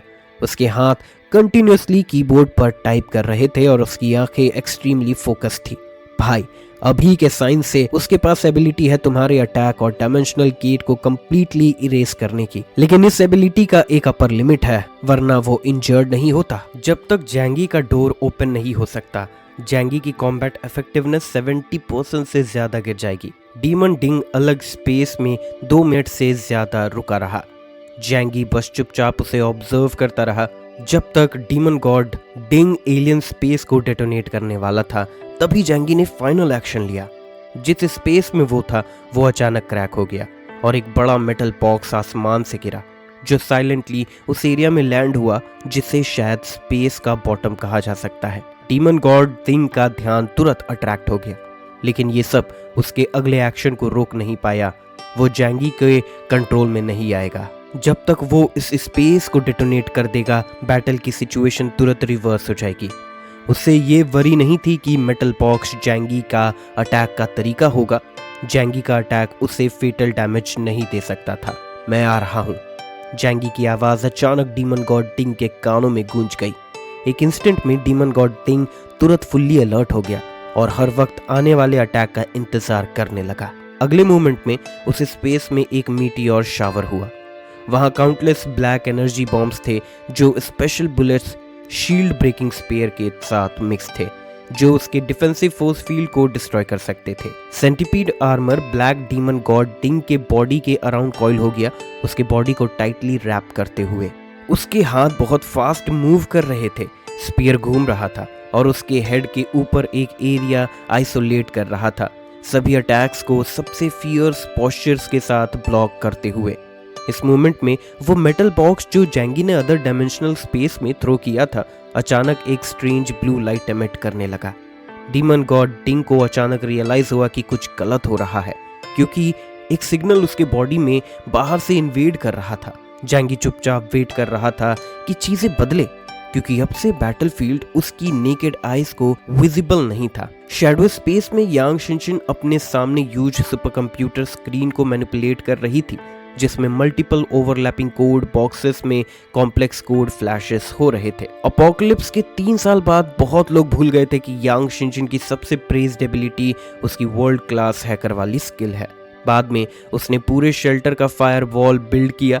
उसके चार्ज में कोई भी इंटरनेट के थ्रू शेल्टर को इन्वेड नहीं कर सकता था। एलियंस के खिलाफ वॉर में हैकर्स के पास अपनी एबिलिटीज दिखाने के लिए बहुत कम जगह होती है, लेकिन अगर सामने वाला एक रोबोट हो तो, चाहे कोर अभी भी एक लिविंग ऑर्गेनिज्म हो, लेकिन जब पूरा बॉडी एक मशीन में ट्रांसफॉर्म हो गया है तो उसे ऑपरेट करने के लिए कंप्यूटर पर रिलाई करना ही पड़ेगा। शायद मैकेनिकल सिविलाइजेशन के पास कंप्यूटर्स के लिए अलग नेम्स हो, लेकिन असल में वो सभी कोर डिवाइसेस हैं जो ह्यूमन ब्रेन को रिप्लेस करते हैं और बहुत सारी ऑपरेशंस परफॉर्म करते हैं। चाहे बाहर कितना भी स्ट्रांग हो, एक बार कोर हैक हो जाए तो वो इनएविटेबली कोलैप्स हो जाएगा। यही रीजन है कि यांग शिनशिन हर दिन कंप्यूटर के सामने बैठी रहती है, अपने यूजुअल बिहेवियर के अगेंस्ट इतने लंबे समय तक। पहला स्टेप है मैकेनिकल सिविलाइजेशन की मैकेनिकल लैंग्वेज को डिसाइफर करना, मतलब कोड। दूसरा स्टेप है इस मशीन के ऑपरेटिंग सिस्टम को समझना, super large mechanical life forms और डीमन गॉड गुई को स्टडी करके। तीसरा स्टेप है ट्रोजन हॉर्स क्रिएट करना और इन्वेजन स्टार्ट करने का मौके का वेट करना। जितना कॉम्प्लेक्स और सोफिस्टिकेटेड कोई चीज होती है, उतना ही इजी होता है फ्लॉज रिवील करना। मैकेनिकल सिविलाइजेशन के डीमन सब टेक्नोलॉजी के प्रोडक्ट्स हैं जो अपने टाइम से आगे हैं, इसीलिए उन्हें इन्वेड और इंटरफेयर करने के लिए यूएसबी फ्लैश ड्राइव्स जैसे डिवाइस प्लग करने की ज़रूरत नहीं है, बस एक सिग्नल ट्रांसमीटर ही काफ़ी है। उसके बाद का पीरियड बैटलफील्ड था यांग शिनशिन और जैंगी के बीच। डीमन गॉड डिंग का core centre external electronic signal से इन्वेड हो गया और तुरंत अलार्म बज गया, लेकिन उसने जैंगी के डिफरेंट स्पेस में एंटर करना चूज किया और इस वक्त एस्केप करना मुश्किल था। कि ये था कि जैंगी भी गॉड्स पर्सपेक्टिव में था और हर तरह के अटैक्स के साथ उसे कॉन्स्टेंटली हैरास कर रहा था। डीमन डिंग के पास कोई रास्ता नहीं था कि वो बाहर के बैटल को डील करे और साथ ही सेंट्रल सिस्टम को यांग शिनशिन के ट्रोजन हॉर्स के अगेंस्ट फाइट करने दे। यांग शिनशिन की नज़र में ये दुनिया अब कॉम्प्लिकेटेड कोड नहीं थी, बल्कि एक ह्यूज स्पेस थे इलेक्ट्रॉनिक सिग्नल्स का। जब वो उसमें वॉक कर रही थी, उसका बनाया हुआ वुडन हॉर्स उसके हाथ में सबसे पावरफुल वेपन बन गया था। डीमन गॉड के बॉडी में डिफेंस मैकेनिज्म बहुत पावरफुल था और उसने तुरंत उसके अगेंस्ट फाइट बैक स्टार्ट कर दिया। काउंटर अटैक एक वायलेंट स्टॉर्म की तरह आया और स्ट्रिक्ट एंटी इन्वेजन मैकेनिज्म ने डिफेंस को ऑलमोस्ट फ्लॉलेस बना दिया। एक सिविलाइजेशन जो अपने टाइम से आगे है और इस फील्ड में परफेक्ट काम कर चुकी है, लेकिन आखिर में फ्लॉज तो होते ही हैं। कंप्यूटिंग पावर के टर्म्स में यांग शिनशिन के सुपर कंप्यूटर का कोर डीमन गॉड गुई से लिया गया था। और फिर लू कैरन ने उसे इम्प्रूव किया। चाहे वो डीमन गॉड डिंग के नए बॉडी जितना स्ट्रॉन्ग ना हो, डिफरेंस कम से कम इतना बड़ा नहीं था। चैंगी बाहर से डीमन गॉड डिंग पर प्रेशर डालता रहा और डिफेंस मैकेनिज्म की कंप्यूटिंग पावर इनसफिशिएंट हो गई। फ्लॉस जल्दी ही और बड़े होते गए। यांग शिनशिन स्टेप बाय स्टेप आगे बढ़ती गई और उसके 10 फिंगर्स कीबोर्ड पर जल्दी जल्दी मूव कर रहे थे। कोड के वर्ल्ड में वो एक क्वीन की तरह थी जो त्रोजान आर्मी को कमांड कर रही थी और डीमन गॉड डिंग के कंट्रोल पर फियर्स अटैक कर रही थी। डीमन गॉड डिंग की आंखों का लुक बदल गया, कभी कंफ्यूज्ड और कभी क्लियर, और आज जो हुआ वो फाइनली उसके कंट्रोल के बाहर था। ह्यूमन बीइंग्स ने सिर्फ उनके वेपन्स यूज करना ही नहीं सीखा बल्कि उनकी मैकेनिकल लैंग्वेज भी सीख ली और ऐसे सुपर कंप्यूटर्स क्रिएट किए जिनकी कंप्यूटिंग पावर उनसे कम नहीं है। डीमन गॉड डिंग के माइंड में सिस्टम अलार्म और ज्यादा अर्जेंट बजने लगा और उसने फाइनली डेथ का क्राइसिस फील किया। उसने फाइनली डिसाइड किया एक रेड एनर्जी क्रिस्टल इग्नाइट करने का और वायलेंट एनर्जी डायरेक्टली जैंगी के एलियन स्पेस के अंदर एक्सप्लोड हो गई। लेकिन जैंगी अच्छी तरह से प्रिपेयर्ड था, इसीलिए एनर्जी एक्सप्लोजन के मोमेंट पर उसने डीमन गॉड गुई को डायरेक्टली एलियन स्पेस से बाहर थ्रो करने का चॉइस किया। चाहे उसने सफिशिएंट प्रिपरेशंस किए थे, पावरफुल एनर्जी इंपैक्ट ने फिर भी उसके डजन से ज्यादा डायमेंशनल गेट्स को शैटर कर दिया। जैंगी ने अपने 2 गन से स्किलफुली रेस किए। Party time. चाहे हमें डीमन डिंग के टाइम एबिलिटी का एग्जैक्ट इफेक्ट पता नहीं है, लेकिन ये उसे इतनी दूर से हैरास करने के लिए एनफ है कि वो यांग शिनशिन के इन्वेजन के अगेंस्ट कंसंट्रेट ना कर सके। Black energy bombs shield breaking spears के साथ मिक्स होकर डीमन गॉड डिंग पर रेन स्टॉर्म की तरह अटैक कर रहे थे। दोनों की स्ट्रेंथ ओरिजिनली एक जैसी थी। ओरिजिनली दोनों एक दूसरे के अगेंस्ट कुछ नहीं कर पाते थे और सिर्फ फियर्स बैटल के थ्रू एक दूसरे से फ्लॉज रिवील करने की होप करते थे। लेकिन यांग शिनशिन का ज्वाइन करना आर्टिफिशियल डीमन डिंग के लिए एक फेटल ब्लो था। जैसे 2 एलियंस सिमिलर स्ट्रेंथ्स के साथ फाइट कर रहे हो और अचानक एक पावरफुल इल्यूजनिस्ट तुम्हारे सामने अपीयर हो जाए और तुम्हारे ब्रेन को इन्वेड कर दे। चाहे ये इफेक्ट डीमन गॉड डिंग जेन को अपने बॉडी का कंट्रोल लूज करने पर मजबूर ना करे, लेकिन इसका कुछ इम्पैक्ट जरूर होता है जो उससे जैंगी के साथ बैटल पर फोकस करने से रोकता है। कभी कभी स्केल के बैलेंस को इफेक्ट करने के लिए एक ह्यूज वेट की जरूरत नहीं होती, एक स्ट्रॉ ही काफी होता है। और ऊपर से यांग शिनशिन साइंस के फील्ड की टॉप जीनियसेस में से एक है। Break through. यांग शिनशिन ने अपने चेरी लिप्स ओपन किए। उसकी वॉइस इनडिफरेंट थी लेकिन उसमें एक अनक्वेश्चनेबल टोन था और उसने सर्टेनिटी के साथ आउटकम डिक्लेयर कर दिया। यांग शिनशिन की आंखों में दुनिया एक ह्यूज पैलेस थी जो इंफॉर्मेशन फ्लो से कंपोज थी। ये उसका डोमेन था और एक प्रोग्राम जो एस्टैब्लिश्ड रूल्स के अकॉर्डिंग रन करता है। उसमें लूप होल्स होना बाउंड है। जब डीमन गॉड डिंग के बॉडी में क्रैक्स अपीयर हुए, जैंगी के ब्लास्ट के बाद वो उसके लिए त्रोजान हॉर्स इम्प्लांट करने का अपॉर्चुनिटी था। ये इन्वेजन भी बेस्ट इफेक्ट अचीव करता है जब जैंगी ने डीमन गॉड डिंग पर अटैक किया। डीमन गॉड डिंग का अपनी सारी स्ट्रेंथ यूज करनी पड़ी जैंगी के अटैक को रेजिस्ट करने के लिए, लेकिन अचानक उसने रियलाइज किया कि उसने अपने राइट हैंड का कंट्रोल लूज कर दिया है। वार्निंग वार्निंग, सिस्टम बाहर से इन्वेड हो गया है और अपर राइट लिम्ब का कंट्रोल लूज हो गया है। डीमन गॉड डिंग शॉक्ड हो गया। उसे पता था कि अब फाइट कंटिन्यू करना उसके लिए डिसएडवांटेजियस होगा। इसी मोमेंट में उसने अपने हार्ट में एक डिसीजन लिया, यहाँ से एस्केप करना किसी भी कीमत पर, और इसका प्राइस है यहाँ के सारे mechanical life forms. Demon god Ding ने तुरंत ऑर्डर्स इश्यू किए सभी मैकेनिकल लाइफ फॉर्म्स को जो उसके अराउंड थे ताकि वो उसके एस्केप को कवर करे। बैटलफील्ड में हर जगह फाइटिंग एक्सट्रीमली स्टेलमेट में थी और ये डिसाइड करना मुश्किल था कि कौन जीतेगा। लेकिन कमांड रिसीव करने के बाद सभी मैकेनिकल लाइफ फॉर्म्स की आंखें रेड लाइट एमिट करने लगी जो एक्सट्रीमली स्ट्रेंज लग रही थी। अब उन्हें अपने पास के एनिमीज की परवाह नहीं थी, बल्कि वो डायरेक्टली डीमन गॉड डिंग के लोकेशन की तरफ रश करने लगे।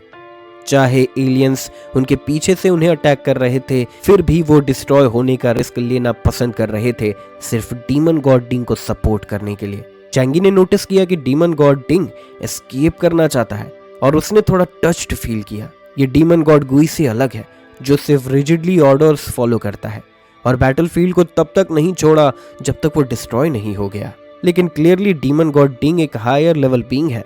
मिड एयर में लूक एरन और फ्लावर दोनों ने jointly 2 super large mechanical life forms को डिस्ट्रॉय कर दिया और 3 और को वेरिंग डिग्रीज ऑफ डैमेज हुआ। लेकिन अब उन्होंने एनिमी को छोड़ दिया और क्विकली जैंगी की तरफ फ्लाई करने लगे। एक डैजलिंग रेड लाइट बैटलशिप से बस्ट आउट हुई और एक टेरिफाइंग बीम ऑफ एनर्जी जैंगी की तरफ रिलीज हुई। Overlord energy attack. जैंगी ने फ्रॉन्ट किया, अपना हाथ स्ट्रेच किया और शनलुओ वैक्शियान यूज करके उनके जॉइंट अटैक को ब्लॉक किया। वो डॉज नहीं कर सकता था, वरना वो डीमन गॉड डिंग को एक चांस दे देता। अपॉर्चुनिटीज हमेशा फ्लीटिंग होती है। अगर डीमन गॉड डिंग को एस्केप करने दिया जाए तो मैकेनिकल सिविलाइजेशन के टेक्नोलॉजिकल लेवल के साथ वो नेक्स्ट बैटल के लिए और ज्यादा प्रिपेयर्ड होगा। उस वक्त जैंगी के पास उसे डील करने के लिए इतने कार्ड्स नहीं होंगे, इसीलिए इस बार जीतना ही होगा। जैंगी ने 2 सुपर एरियल बैटलशिप्स के अटैक हेड ऑन लिया। डायमेंशनल गेट शेक हुआ, लेकिन फाइनली उसने उसे विथस्टैंड कर लिया। स्नो आउल और फ्लावर ने पीछे से अटैक किया। लूक एरन ने बैटलशिप पर मेन गन एम करके बॉम्बार्ड किया। फ्लावर का high energy particle beam cannon भी एक्यूरेटली एक और बैटलशिप को हिट किया। डीमन गॉड डिंग को प्रोटेक्ट करने के लिए उन्होंने अपनी सारी एनर्जी मेन गन्स पर कंसंट्रेट की जैंगी को अटैक करने के लिए, इसीलिए वो पीछे से हिट हुए और सीरियस डैमेज सफर किया। इसने डीमन गॉड डिंग को एक चांस दिया। उसने फोर्सफुली अपने आर्म पर अपनी एबिलिटी एक्टिवेट की और अगले मूवमेंट यांग शिनशिन ने फील किया कि जो कोड उसने मैकेनिकल आर्म इन्वेड करने के लिए यूज किया था वो रीसेट हो गया 0 पर। लेकिन उसने बिल्कुल हेजिटेट नहीं किया, ये सब उसके एक्सपेक्टेशंस के अंदर था। ऑलरेडी सक्सेसफुल एक्सपीरियंस होने के बाद उसने क्विकली डीमन गॉड डिंग के बॉडी के अदर पार्ट्स में ब्रेक थ्रू करना स्टार्ट किया। Gods domain purification. जैंगी का अटैक भी स्टॉर्म की तरह नीचे से आया। डिवाइन रेल्म प्योरिफिकेशन मूवमेंट जैसे मूव के अगेंस्ट पहले से डिफेंस करने का कोई रास्ता नहीं होता। जैंगी ने अपना स्किल ऑलरेडी रिलीज कर दिया था अपना नाम कॉल करने से पहले, जो एक कंफ्यूजिंग इफेक्ट क्रिएट करता था।